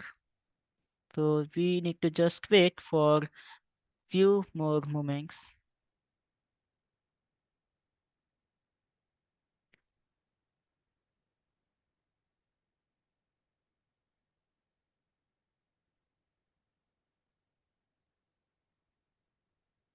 Okay.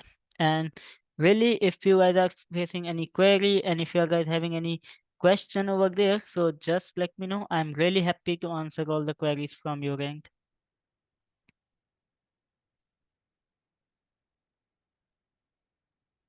That's okay. So now you can see I'm on my home page. Let me quickly make a login to my office.com. Okay, I want to start the browsing. Let me go with office.com.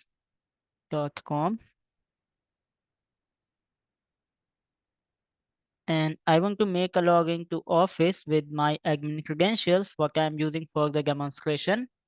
So let me enter those credentials in here. Let me type or enter my password for the same. As I have applied the multi-factor authentication, so I need to enter the MFA code when I'm signing in. So now the code is 365413. Let me verify it. And let me do one thing. I am going to close this one because I need to make frequent sign-ins and it is having again and again thing for the verification. So just give me a quick moment. Let me close that policy. Okay, or else I can do it later. Now, let me go ahead and I want to install the Office in my application. Previously, we can also test the sensitivity label thing into the web version of Office. But as of now, Microsoft deprecated that thing. And if we want to test the sensitivity label policy, then we need to install that thing into the system. And then we will be able to test the sensitivity label policy for the same. That's okay. So till the time it is installing the Microsoft Office into the machine, let me close the policy, condition access policy, what I have created, or also let me disable the multi-factor authentication for the user. because during the session I need to make a login again and again, and it is not a good thing that again and again I am having the security code to enter. So just for the demo purpose, I am going to turn off these options. But important thing that when you are working with your organization, then that should be a best practice to secure your identities over there, and it is not recommended over there. Let me go to per user MFA, and let me quickly disable the multi-factor authentication for my CDX account, what I'm using for the demo. Okay, let me select this and I am going to disable it. So with that, you also learn that how do we disable the multi-factor authentication, and it is installing. That's okay. So we can come back to this thing later. Till the time, let's jump up to the presentation and let's just talk about the onboarding devices. So if I'm talking about this one, so we can use Microsoft Defender for Endpoint in order to add our device into it. For example, if I am running few devices in my on-premises organization environment, if I am running few devices over to the Microsoft Cloud environment, and we want to secure those devices.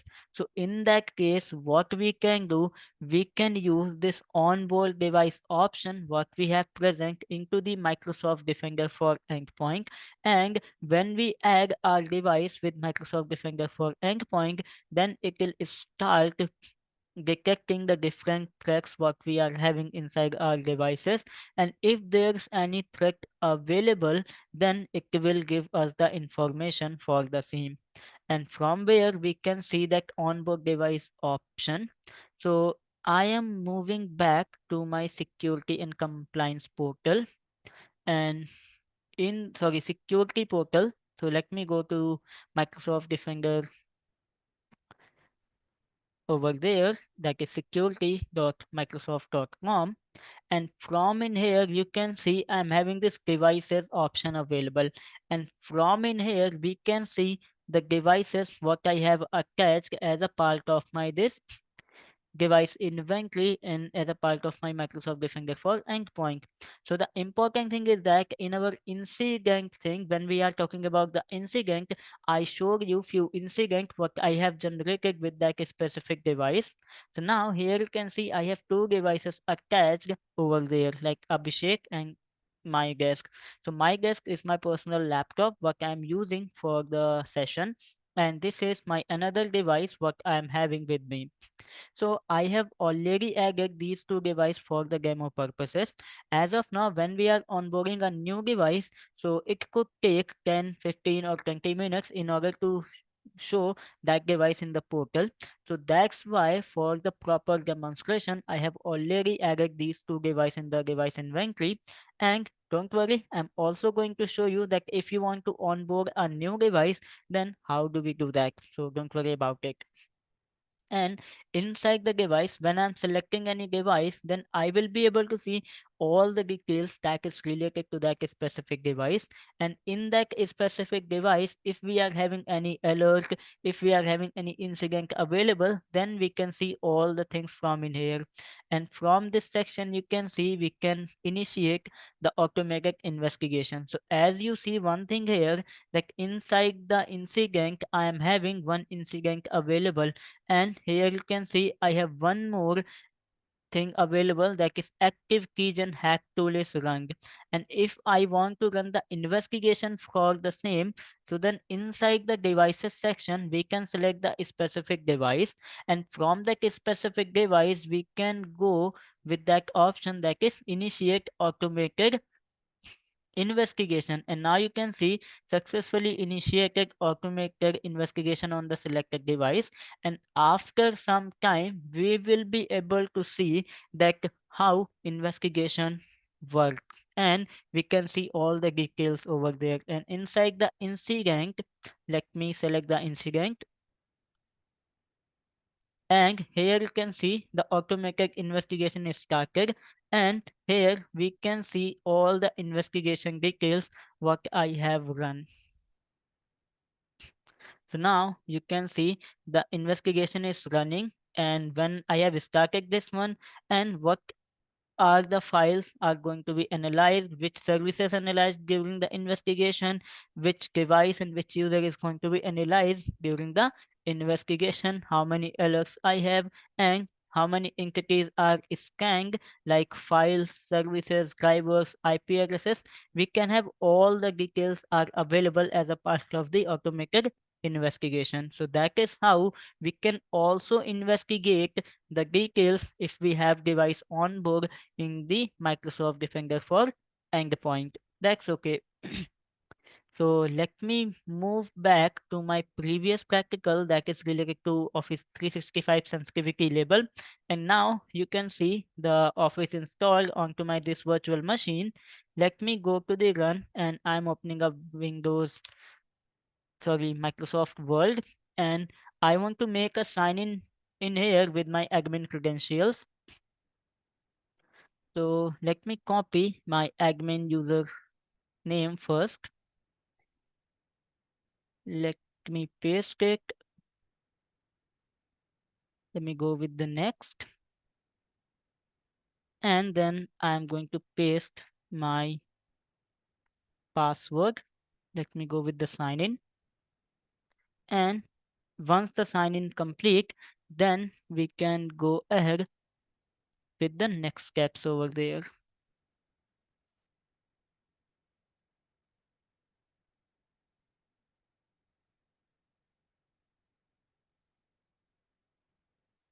I want to sign into this app only. Okay, let me go with the continue. Next, I want to accept the license and agreement. Close. Okay, let me close it, and I'm again opening up Word in here. So let me go to the run, and I want to open Word again, and let me open with a blank document. Okay, and now here I can see the sensitivity label. I want to sign in with the account. Let me enter my admin account in here and the password for the same. Let me go with the sign in. Maybe there is some error with the sign in. So once I have signed in and I have activated my this product, then I will be able to see the sensitivity label. That's okay. And let me verify one more thing into the admin center. Let me go to the active user, and let me see the license for my specific user.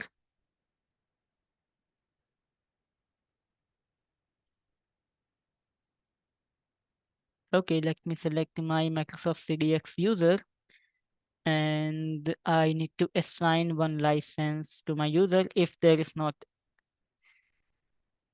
assign that license in the license and application, let me select it.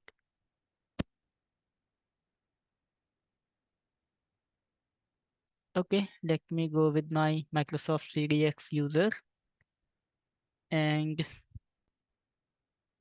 in the licenses and application,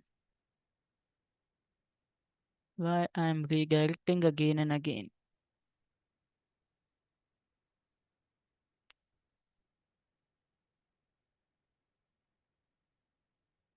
Okay, let me select this user, and I want to manage the product license.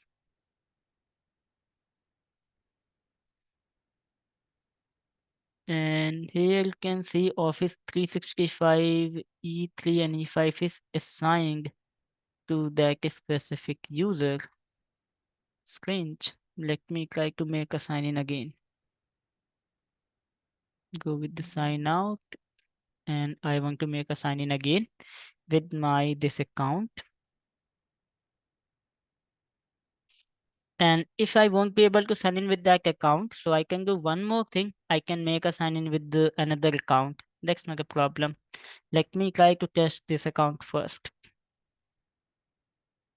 Okay. Let me go with the sign out, and I'm going to copy another user principal name from my account. So from in here, you can see that I am having this user also present. And in my this user, I'm also having all the license are available. So let me copy the user principal name for this user. And let me make a sign in again with this user because I have applied the sensitivity label to all of the user in my organization.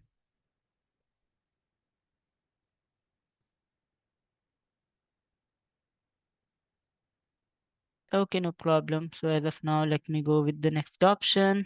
I can provide few additional detail.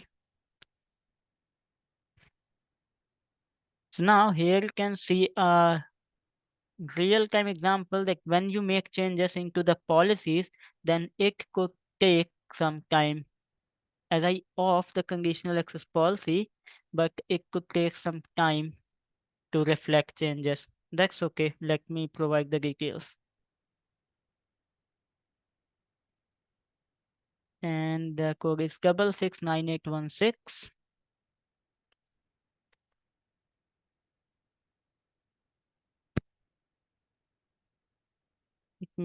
Let me see the code again. 912203. Go with the next. Okay, let me go with the next.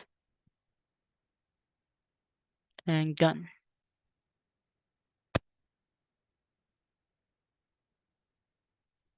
I want to sign in to this app only. And now you can see I'm logged in with this user successfully. And let me click on the activate as well.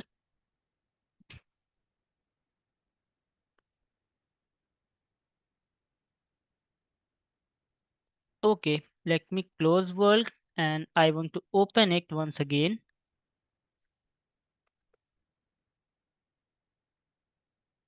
Let me go with the blank document. And now here you can see I'm having this sensitivity option available. And this is the label what I have created. If I'm going to apply this label onto this document, then you can see a watermark is applied to that specific document. Let me go with the highly confidential or confidential. Then you can see if I am applying that label, then a watermark is applied over there, that is SC-200 exam preparation. So that is how we can use the sensitivity label, and we can not only mark the document. If we want, we can go ahead and encrypt the document as well by using the sensitivity label. That's okay. So that is the practical what I want to show, and that is the important part when we are preparing ourselves for the examination. Oh, sorry. Let me open it again. And here in the word, you can see the sensitivity label is applied. That's okay. Let me minimize it. And now here in the investigation thing, you can see it is investigating all the entities alerts, and we can also see the investigation graph. Now let's move up to the next topic, that if we want to onboard the device, then how do we do that? So for the same, let me quickly go ahead to the portal, and I'm going to create a new machine quickly. So let me go with the create option, and in the resource group, let me select this resource group, and this is going to be my GTLVM02.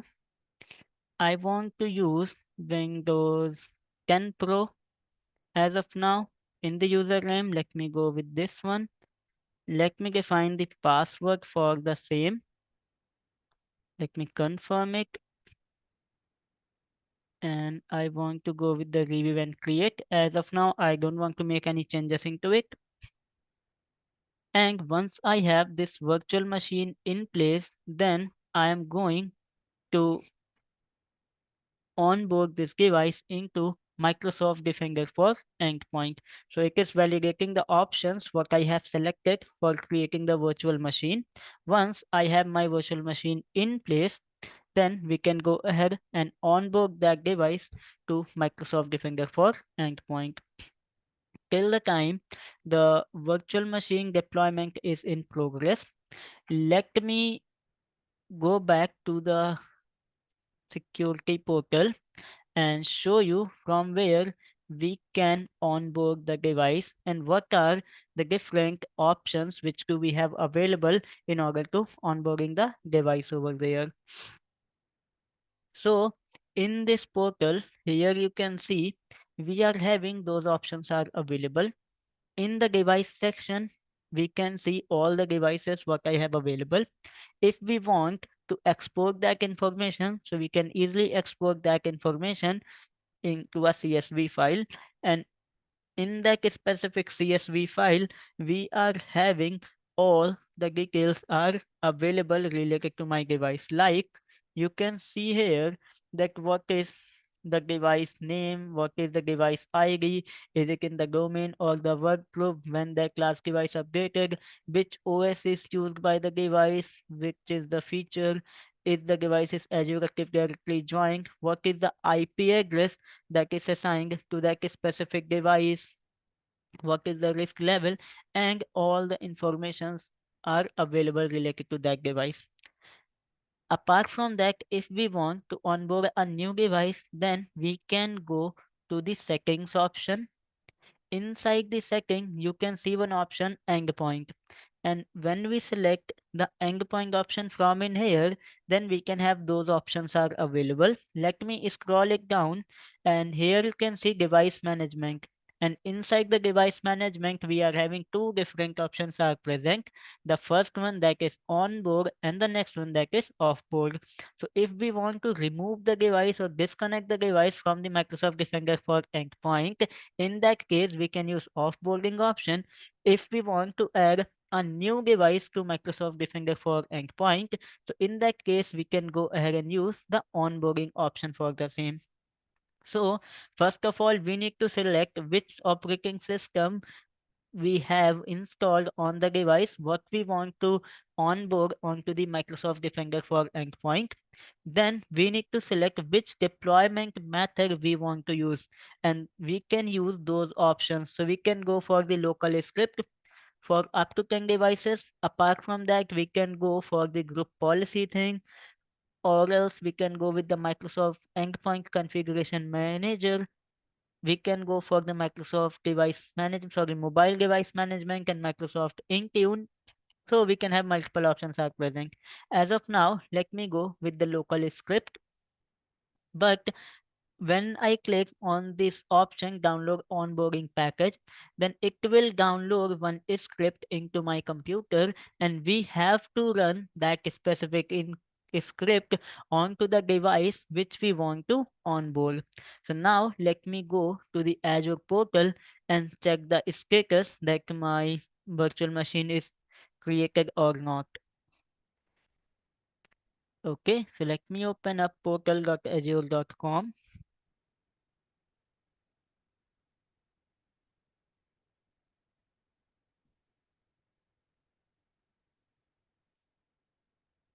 And from in here, you can see in the virtual machine section, I am having one more virtual machine in the running state, and that is my GTLVM02.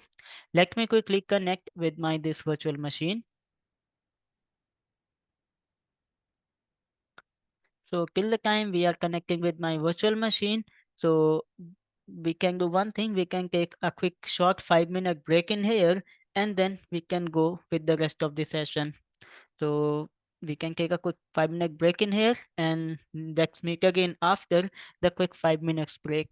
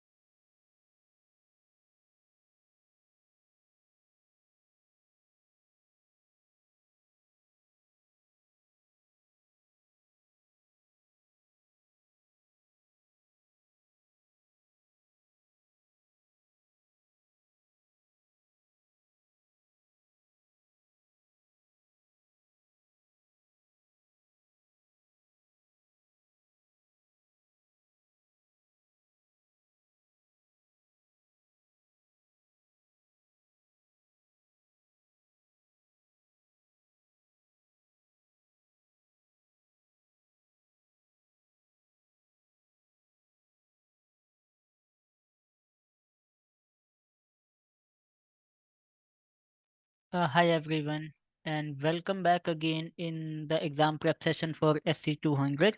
So let me close this VM and I'm going to log in on my GTL VM02. That's okay. Let me enter my credentials for this VM.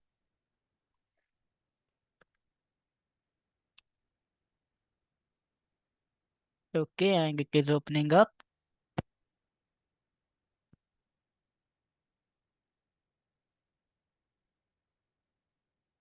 And let me copy the onboarding script what I have downloaded in my system, and I want to run that script into my GTL VM02. So I'm going to copy this one, and once I am logged in with the VM, then I'm going to run that script onto my GTL VM02. And after some time, my GTL VM02 is onboarded and I will be able to see that VM into my Microsoft Defender for Endpoint portal, as I'm having two different machines are available like GTL VM1 or Abhishek. Sorry, my desk or Abhishek. That's okay.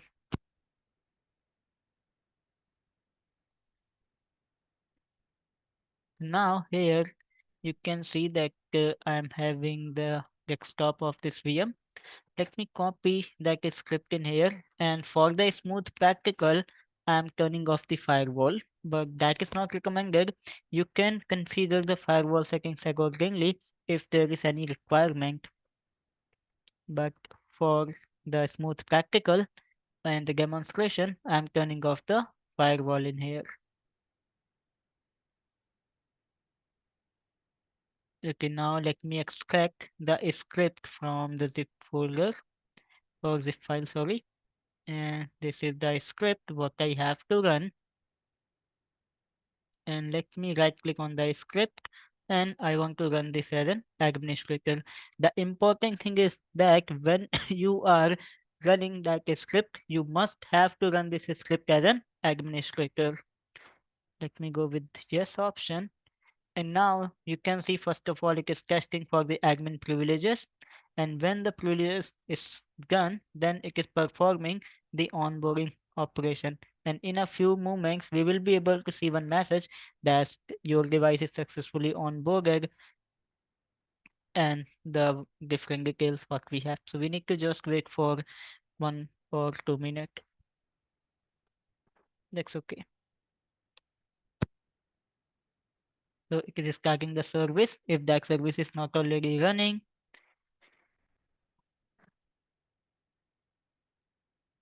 and the onboard operations is in progress.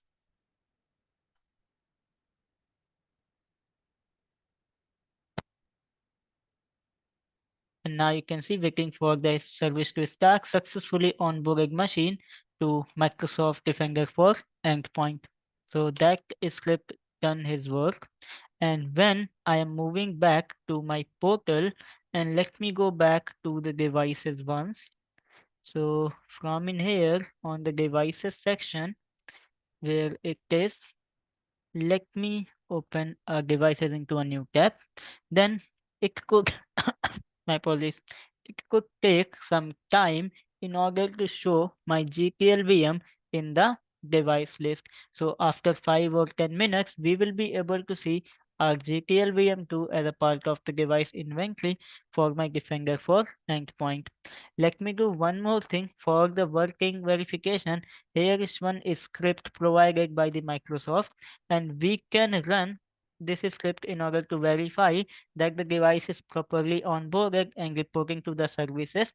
So we can run this detection script and it will generate one test incident what I have. So for the same, let me go back to my GTL VM02, and then I'm going to open the PowerShell. Let me open it up, and I'm going to run that specific script onto the PowerShell in here. So let me go back to the portal again. I'm going to copy this script and I'm pasting this script on the PowerShell. Let me run it. So my script runs successfully on the VM. In a few moments, in a few minutes, I will be able to see one more device into the devices section in Microsoft Defender for endpoint. That's okay. So that is the way how we onboard the device to the Microsoft Defender for endpoint. Let's go ahead with the next option. So this is talking about Defender for endpoint role-based access control. So we can also go ahead and provide the Defender for endpoint role-based access control, and that is used to provide the role-based model and the granular control over to the roles that control who want to take a specific action. So we can go ahead and create custom roles and control what Defender for endpoint capabilities they can access with the granularity, and accordingly we can distribute those roles to the users what we have. And accordingly we can control who can see the information on a specific device group or groups. So we can create the device group by the specific criteria like name, like tag, domain, and others as well. And then we can grant the role access them to using the specific Azure Active Directory role over there. That's okay. So if I'm moving back and talking about the device groups in here, so inside this portal, when we back into the setting, and in the setting we are having the endpoint option available. Inside the endpoint, let me go back to the onboard option and let me find the device groups. So I'm also having the device group option present. Let me search it from in here.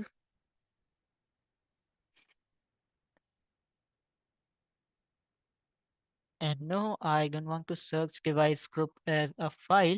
That is a option what I have available. So we can also go ahead and create a different device group for the same. So in the device discovery, here you can see I'm having the options available related to the device group. Let me see where I'm having that option available.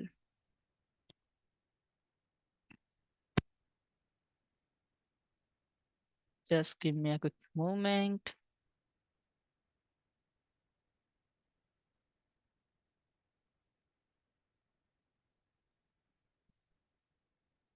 Okay, let me go to the setting. And here in the endpoint, let me search this option. Yes, so that is the device group. So first of all, if I'm talking about the role, so inside the role, we can turn on the role and we can provide the role-based access control. So by default, the Microsoft Defender for Endpoint Administrator role is available to that user, that is Microsoft CDX user. If we want to add an item, so we can specify the role name. We can specify the permission, that what permission is allowed to that specific role. Then we can assign those roles to the specific group or the users what we have. And once we are done with that, then we can assign those roles to the users. So that is the one way how we can manage the role-based access control in endpoint. In the device group option, we can go ahead and create the device group. So for example, I want to create a device TRP01, and this is my demo group. And now here you can see into the remediation level, we can select no automated response for this group. If we want to use automatic remediation and investigation thing, so we can go with that option. If we want to require approval for the core folders, like we are having users folder in C drive, we are having program files user in the C drive, we are having system 32 folder in the C drive. So if the threat is present into those folders, then the approval is required. We can also require the maintain the required for non-temp folders. So we can have multiple automated response and automation level options are present, and we can select those options accordingly. So as of now, I don't want to select the automated response level. In the description, you can type something, or if you want, you can leave it as it is. That is optional. Let me go with the next. Then you have to set the condition. So I can set if the device name contain B, for example, or H, for example. So I can set the content, or we can set it to the domain, we can set it to the tag. I want to go with the OS, and if the Windows device OS is going to be Windows 10 or 11.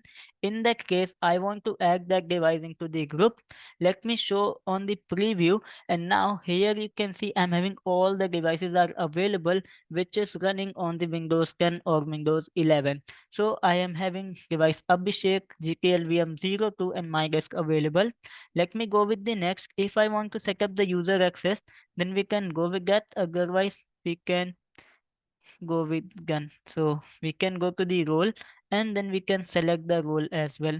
So that is the way how we can go ahead and create the device group. So if I am having one item available, let me quickly create a demo role. So that is going to be demo role 01, for example, and I want to give those permission to that specific role. Okay, no problem. And in the assigned user and group, let me select, and let me go with the filter, and I want to enter the user principal name. Okay, so here I can select the group, no problem. Let me click on the filter again, and I want to give that option to all my IT group, and let me add those selected groups and go with the save button. And once I'm done with that, let me go to the device group, and this is my demo GRP. And let me go with the no automated response. In the devices, I am selecting the OS, Windows 10 or 11. Let me go with the next. Let me show preview of the devices. In the next, I am selecting that user. Let me add it and go with the gun. So this is how we can select this one, and then we can apply the grouping. So as of now, I don't want to make any grouping. I'm just doing that thing for the demonstration. So I'm discarding the change. If you want to go with the device group, you can apply the changes. That's okay. So that is the way how we can work with the device group and the roles as well. Moving ahead and talking about the device inventory list. So in the device inventory list, you will be able to see all the devices and all the list what we have present, and that page show the list of the devices in your network. By default, the queue display devices with alerts in the last 30 days. But if you want, so you can make the changes from in here and see all the devices, and you can also customize the columns for the same. How do we do that? Let me show you. So inside that, if I'm opening up my portal in here, let me move back. And here in the portal, you can see, let me go back in here. Just give me a quick moment.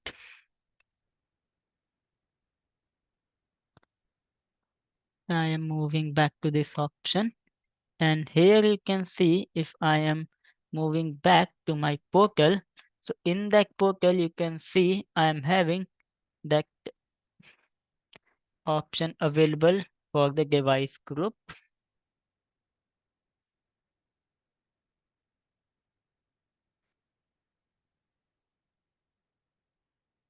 So where it is.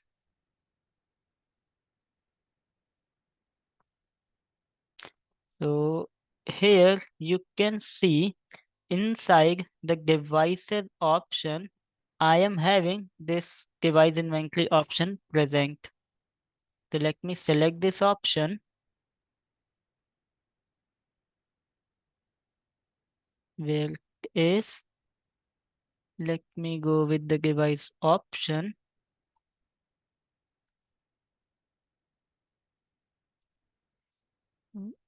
Refresh the page.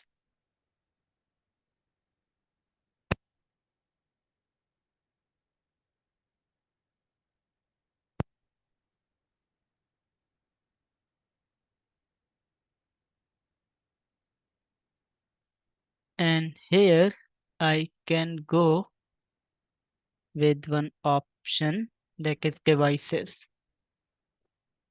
Why I won't be able to click. Okay, let me go to the devices. And in the device inventory, you can see I'm having those devices available. And here by default, I'm seeing the data for last 30 days. If I want to see the device from last 6 months, that device generates the alert. If I want to see the devices that generate the alert from last 90 days, so we can see all the devices from in here as well. That's okay.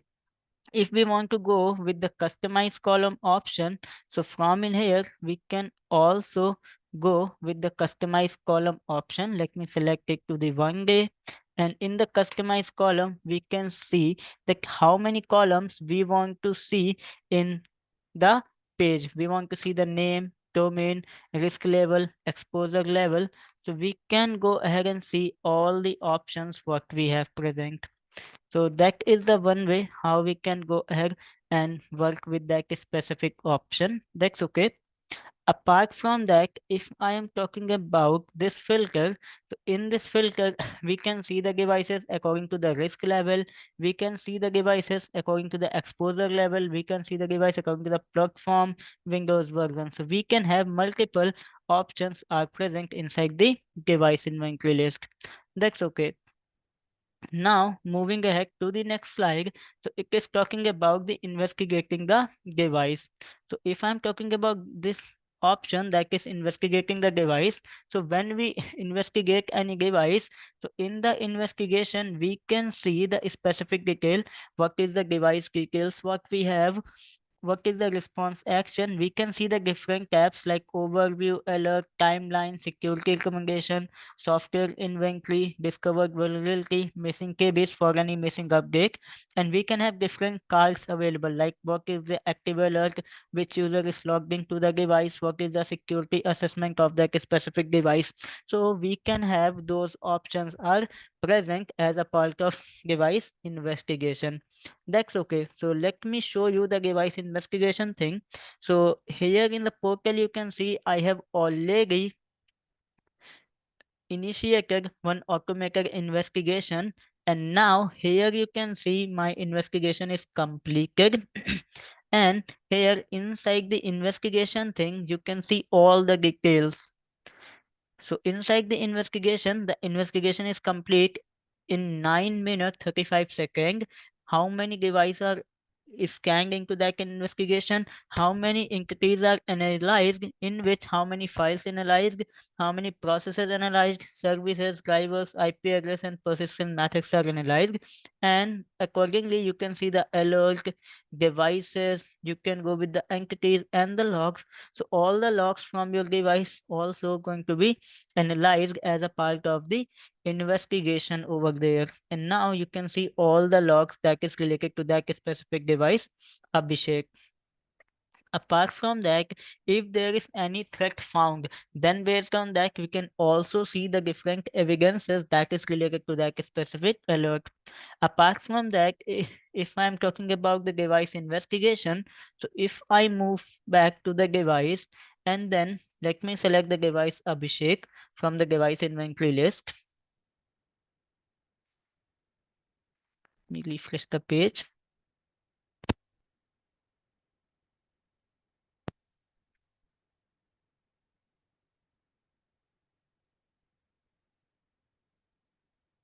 Okay, no problem.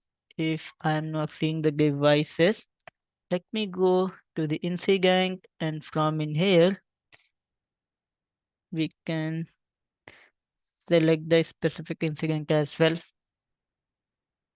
So maybe the page is hanging up. That's okay. Let me go ahead.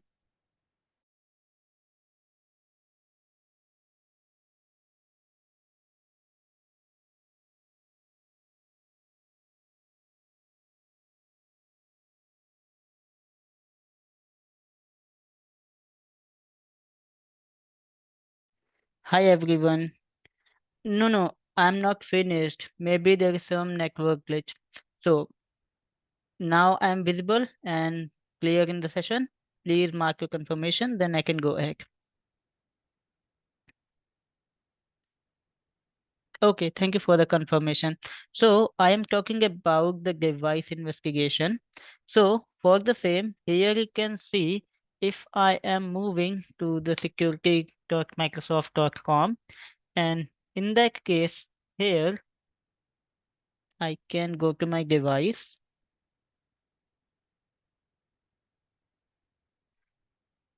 So inside my devices,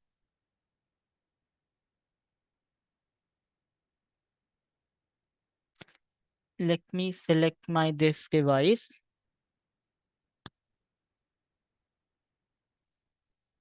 and then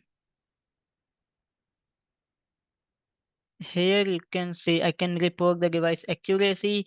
I can collect the investigation package. So if there is any investigation package, so I need, let me type this one into the device investigation package.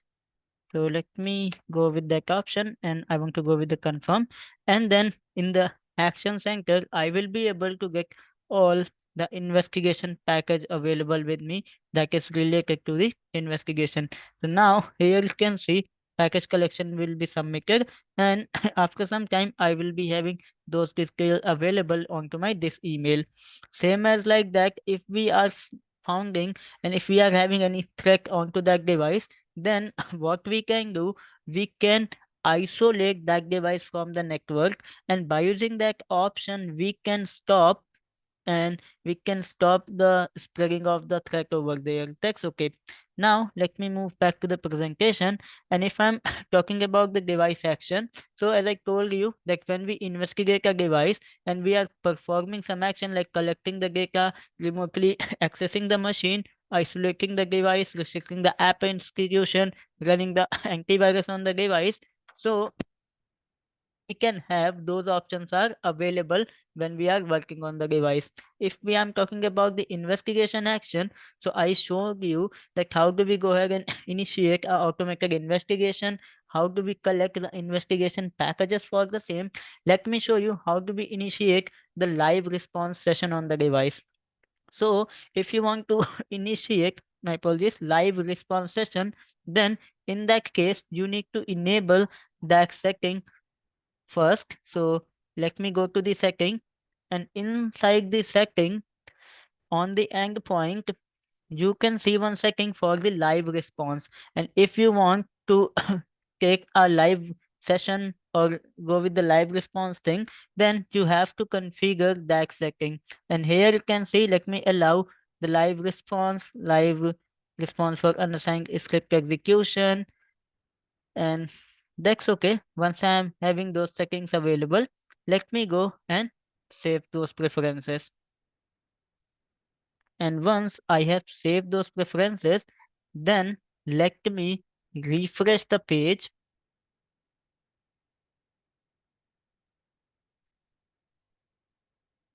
Okay.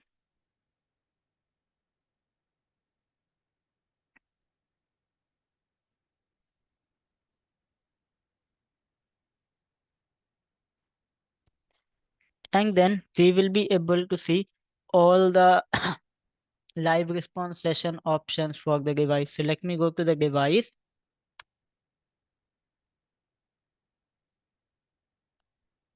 and it is loading up.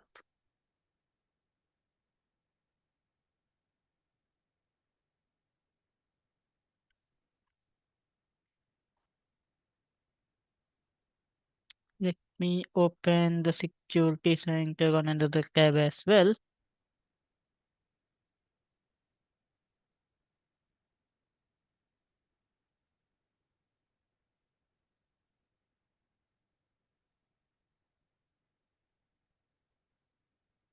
Okay, it is initializing the page.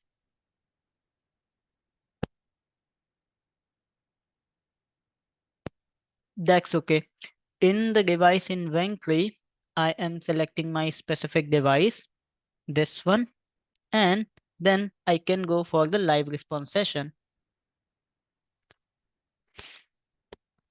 Okay, it is opening up. And then now here you can see I can go with the initiate live response session. So it could take some time as I have just enabled those settings. Let me re-verify the settings onto the settings pane. So here, let me go to the endpoint option, and in the endpoint, I can see the live response session is off. That's okay. Let me re-enable it. So it is saving the preferences. And now you can see the live response is on. Let me refresh that page again.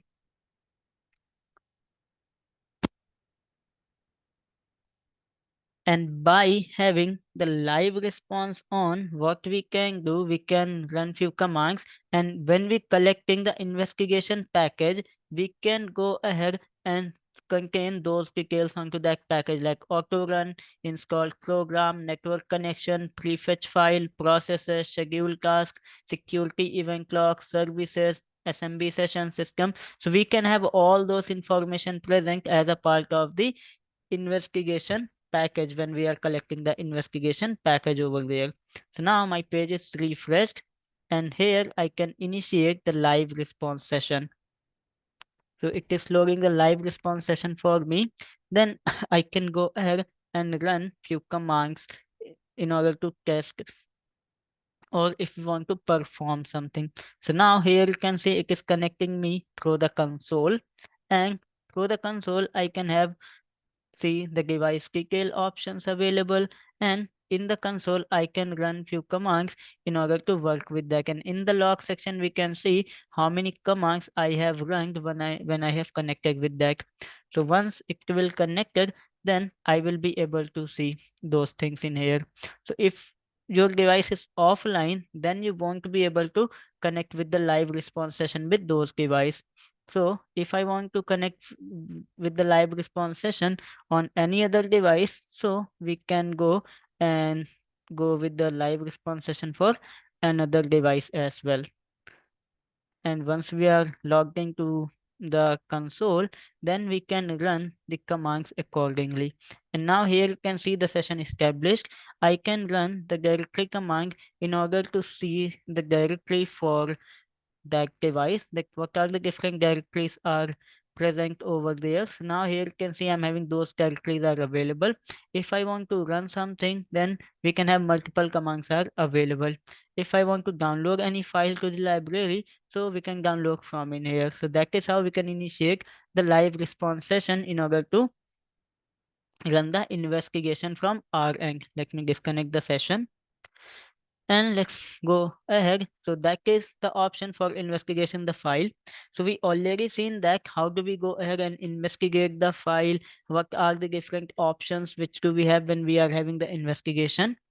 We can also investigate the user account. So same as like that, if we are having any investigation in place, so here you can see on the investigations for the same, I am having one investigation available.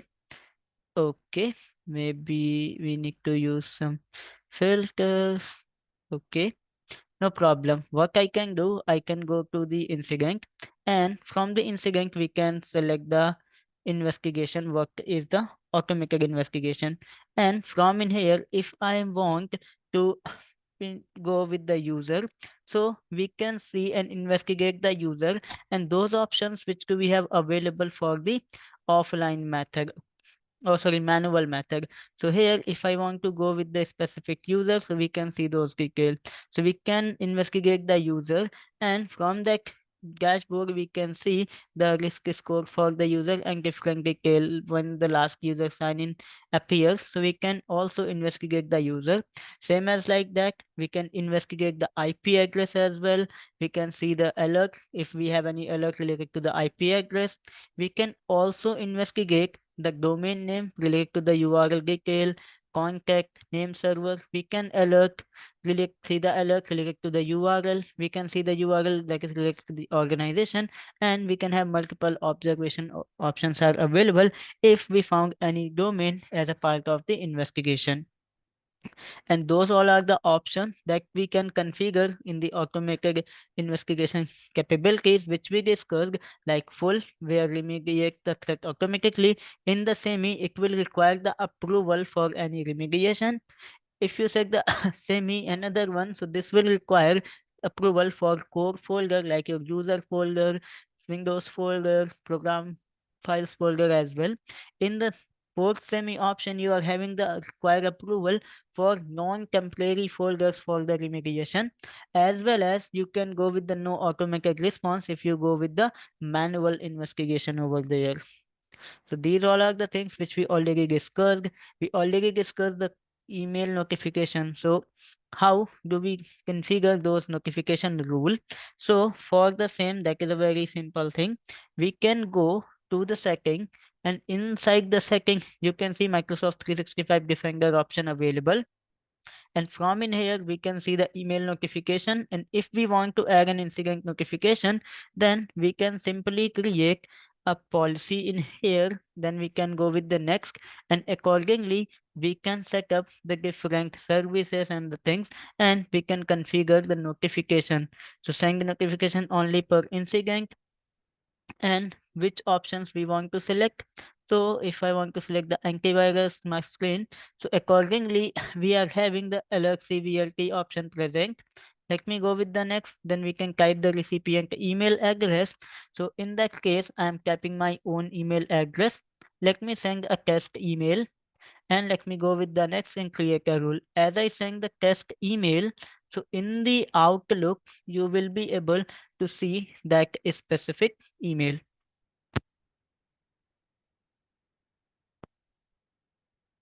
That's okay.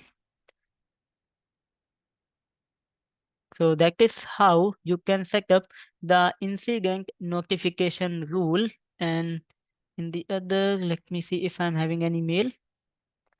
Okay, so it could take some time. So we are having those notification rule options also available. If we want to suppress the alert, so what is the alert suppression? So if our device is generating the alert, and those alerts are known as unconscious, and we are having few things are running. For example, here you can see a security researcher in your organization investigating a malicious script that has been used to attack other devices in your organization. In that case, if few alerts are generating, so what you can do, you can suppress those alerts. Apart from that, if a developer in your organization regularly create few partial script for your team, so in that case you can suppress those alerts, and then those alert is known as a normal one, or then those alert does not affect or create the incident anymore. That's okay. So we can have multiple options available related to the alert suppression. Then, if I'm talking about the Microsoft Defender for Cloud, so we can use the Microsoft Defender for Cloud that will continually assesses your workloads, what you have deployed into the your Microsoft Azure workload, and accordingly it will provide you the secure score, and also it will defend your environment for the same. And if I'm talking about the Defender for Cloud workload protection, so you can enable the Microsoft Defender for Cloud for your servers, for your app service, for your Azure SQL database, for your SQL server on machine, open source relational database, storage, container, key vault, resource manager, and DNS. So let me jump up to the portal and show you what are the different options which do we have into the Defender for Cloud. So for the same, here you can see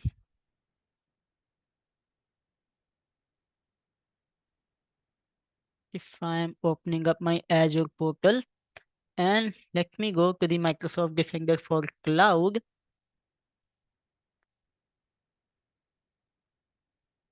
So here I can see the different recommendations. I can see the different security alerts, how many resources assessed, and what are the active recommendations I have. And based on that, I'm having the secure score available. As I have newly created this tenant, so it could take some time and then we will be able to see the secure score over there. So these all are the different options that is related to the Microsoft Defender for Cloud. And if you want to enable your Defender for Cloud for different workloads, what you have present in your organization, then you can go to the environment setting, and from in here you can have one option for the Defender plan, and from the Defender plan you can enable the Defender for Cloud for the different services what you have in your organization. And here you can see server, app service, database, storage, container, key vault, resource manager, and DNS. So as of now, it is enabled for all the services. As well as if you want to manage different environment, for example, if you are having your workload present onto the different cloud over there like AWS and the GCP, so you can also go ahead and add those resources to the Microsoft Defender for Cloud in order to provide the security to those resources. Now moving ahead, and here you can see you can also protect the non-Azure resources as I told you. So you can have Azure Arc option available. From using that option or by using that option, you can protect your on-premises servers by using the Microsoft Defender for Cloud. For the same work you need to do, you need to go with the Azure Arc and you need to attach those resources to your Microsoft Azure, and then it will protected by your Defender for Cloud. Then how do we do that? So we have to install the Azure Arc agent on the host, and then we can see those things into the Azure portal as a resource.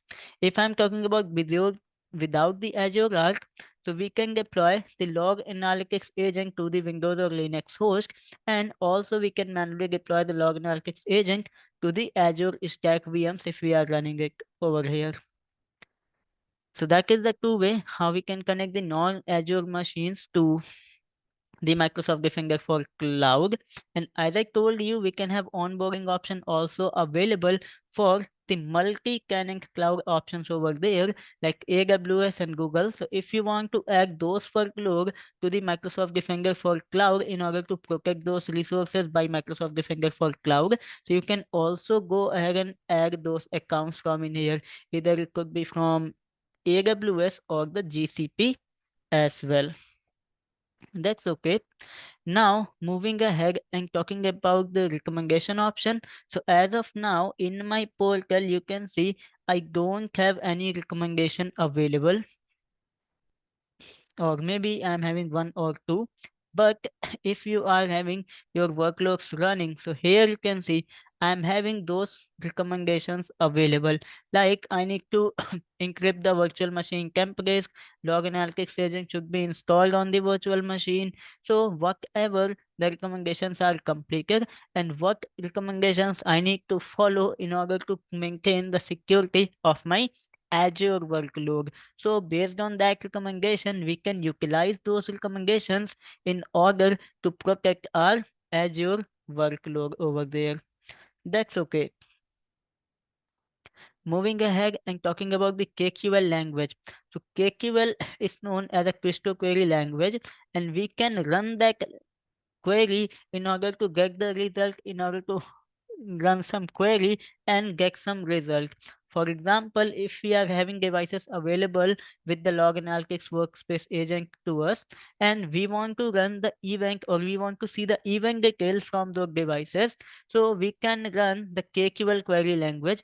It will get the data first, then we can run the condition in order to filter and prepare the data, and then we can see the data and extract that data as a part of evidence. So here you can see in this command, we want to see the security event with the specific event ID 4626. Then we want to summarize it according to the count and by the account, and we want to see 10 event over there.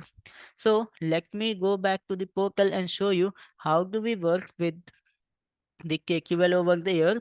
So in my Azure portal, here you can see if I am moving ahead to my workspace.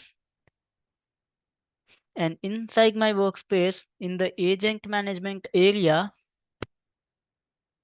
you can see I have two Windows computer connected. Let me see them into the log.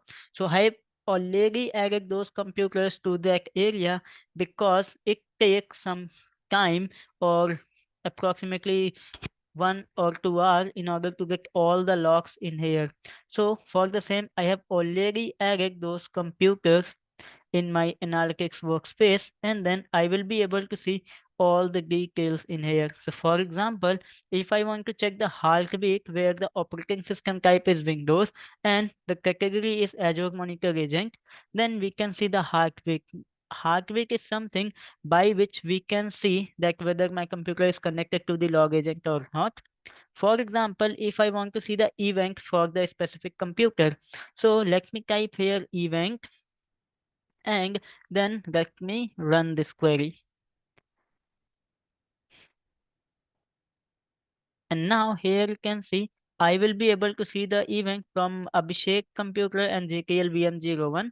But if I want to see the events only from the GTL VM01 computer, so we can add a pipe in here and then I can type where computer contains GTL VM and let me rerun the query. Now you can see I'm only seeing the log where I'm only having the data available with the computer GTLVM01. And if I want to count those events, so for the same what I can do, I can add one more pipe in here and I can type summarize. Then I can go with the count option and let me run this query again. Now here you can see I'm having total 417 events available, and if I want to see the total events with my another computer, that is Abhishek, so let me change the thing and let me type if the computer name contains Abhi. Okay, let me retype the query contains Abhi, and I want to summarize it by count.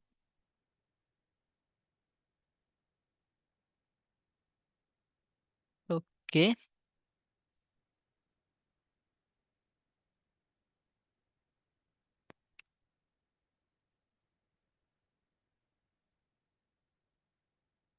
let me run this query again. Let me go ahead and type the query again, count, and let me run this. And now here you can see I'm total having 423 events available from the computer which contains this as a computer name. So that is how we can work with the KQL structure or KQL language. We are also having more commands are available.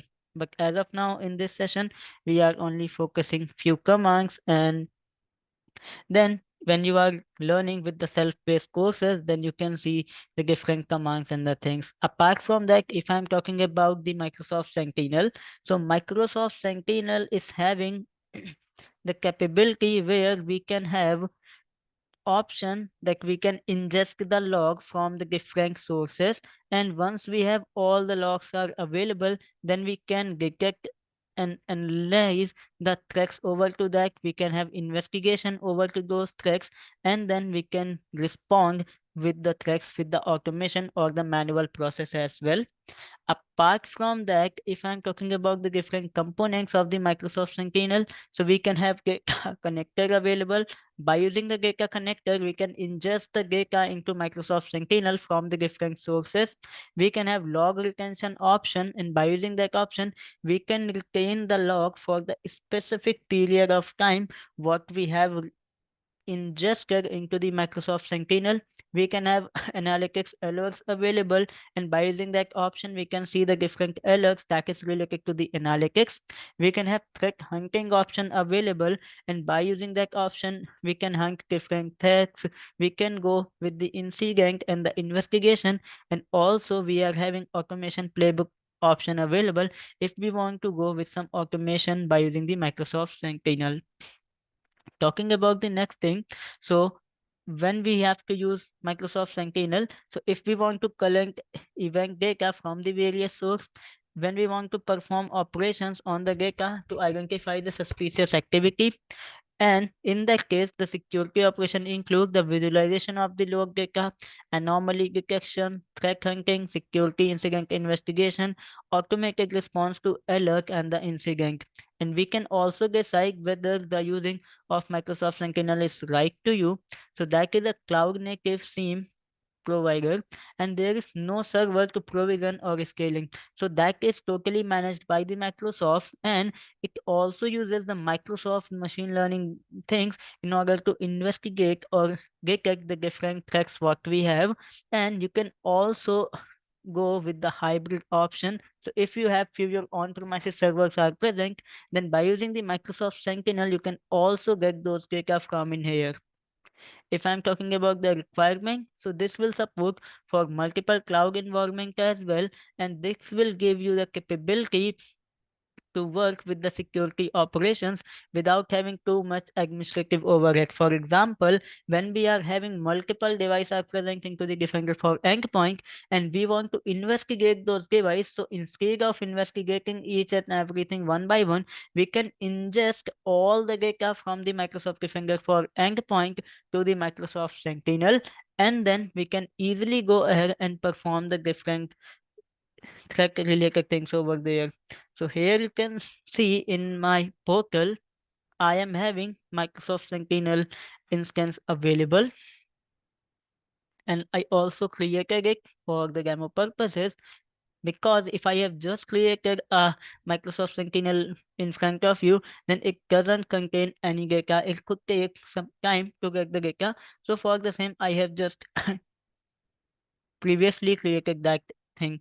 And here you can see if I'm having any incident in here, I can see if I'm having any events are available, we can see, and we can use that data connector if we want to ingest the data from different sources. So for example, if we want to ingest the data from the Defender for endpoint, so we can easily connect that connector with the Microsoft Sentinel, and then it will start ingesting the log data from the Microsoft Defender for endpoint over there.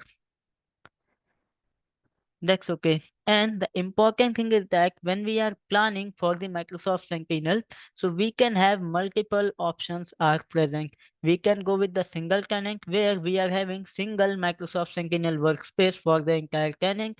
We can have single tenant with the multiple regions or regional Microsoft Sentinel workspace where we can have multiple workspaces available according to the region, or we can go for the multiple tenant. So here you can see for each tenant we are having a specific set of Microsoft Sentinel available, and if we are having the different resource groups are available, then for the same I'm having different Microsoft Sentinel workspace available.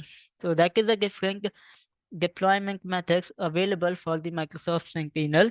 And then this slide is talking about ingesting the log data with the data connector. So we already talked about how do we go ahead and ingest the log data by using the Microsoft Sentinel. So As I told you, we can have more than 125 connectors available as of now for the different sources from which we can ingest the data into the Microsoft Sentinel. So that is all what we have to discuss related to the things in SC-200. What are the different important areas what we have present as a part of that specific area? And now, before moving ahead with the practice questions, please let me know, guys, if you are having any pending questions or if you are having any query or doubt related to the session. So please feel free to ask about your queries.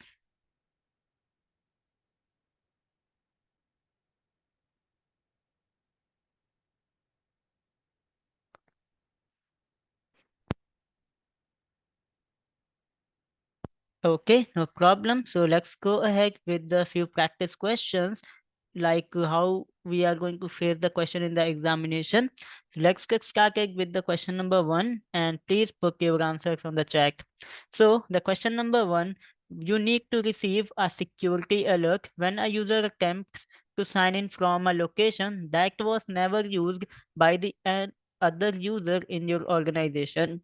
To sign in, which anomaly detection policy should you use? Okay, so I'm receiving the answer. That's okay. So the correct answer for this question is C, that is activity from infrequent country. Thank you for the quick answer. Moving to the next question.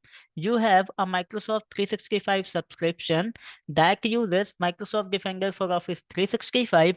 You have Microsoft SharePoint online site that contains sensitive document. The document contains customer account number that each consists of 32 alphanumeric characters. You need to create a data loss prevention policy to protect the sensitive document. What should you use to detect which documents are sensitive? SharePoint search, Azure Information Protection, a hunting query in Microsoft Defender for 365. Please put your answers on the chat.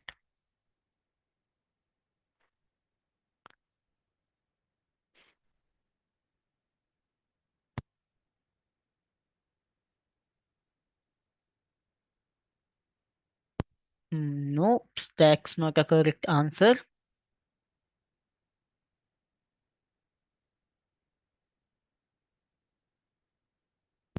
Yes, for this question, the correct answer is going to be information protection because we have to protect the sensitive document and that contains the information. So that is the correct answer. The question number three, your company has a single office in Istanbul and a Microsoft 365 subscription. A company plans to use conditional access policy to enforce multi-factor authentication. You need to enforce MFA to all users who work remotely. What should you include in the solution? Fraud alert, user risk policy, sign-in risk policy, or a named location?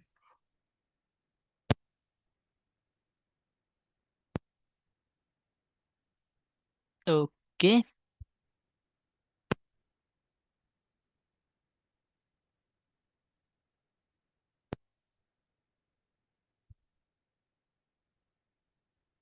So yes, for this question, the correct answer is going to be D. Now, moving ahead to the next question, you have a Microsoft 365 subscription that uses Microsoft 365 Defender. You need to identify all the entities affected by an incident. Which tab should you use in the Microsoft 365 Defender portal? Investigation, devices, evidence and response, alert. Please put your answers on the chat.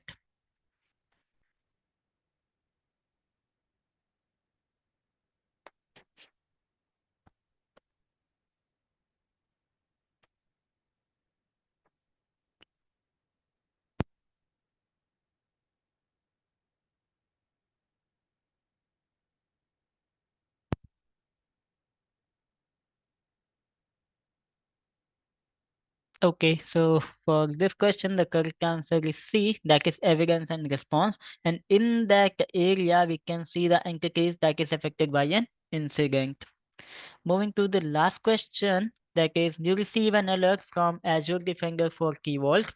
You discover that the alert is generated from multiple suspicious IP address. You need to reduce the potential of Key Vault secret being leaked while you investigate the issue.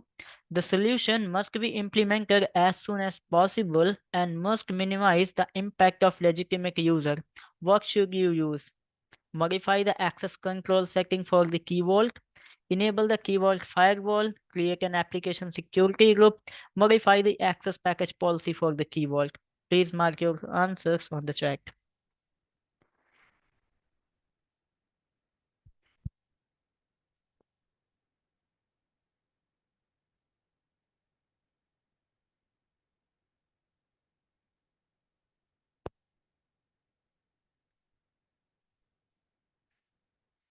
So that's okay. For this question, the correct answer is B, enable the key vault firewall. And that is all about the exam preparation session for SC-200. And once again, if you guys want to register for the different webinars, which do we have? So you can go to this website. Here you can see if I'm opening up. That is gtechlearn.com/webinar ASPX, and you can do register yourself for the upcoming events what we have. And in the webinar SPX, you can see you can register yourself for the different exam prep sessions what we have, and you can book your virtual seat for the same. I am also sharing the link for the slide deck what I have used for this session, and I hope it will help you in your exam preparation. So that is all for from my side on to this exam prep session today. And thank you very much for attending and joining me into this exam prep session. Thank you.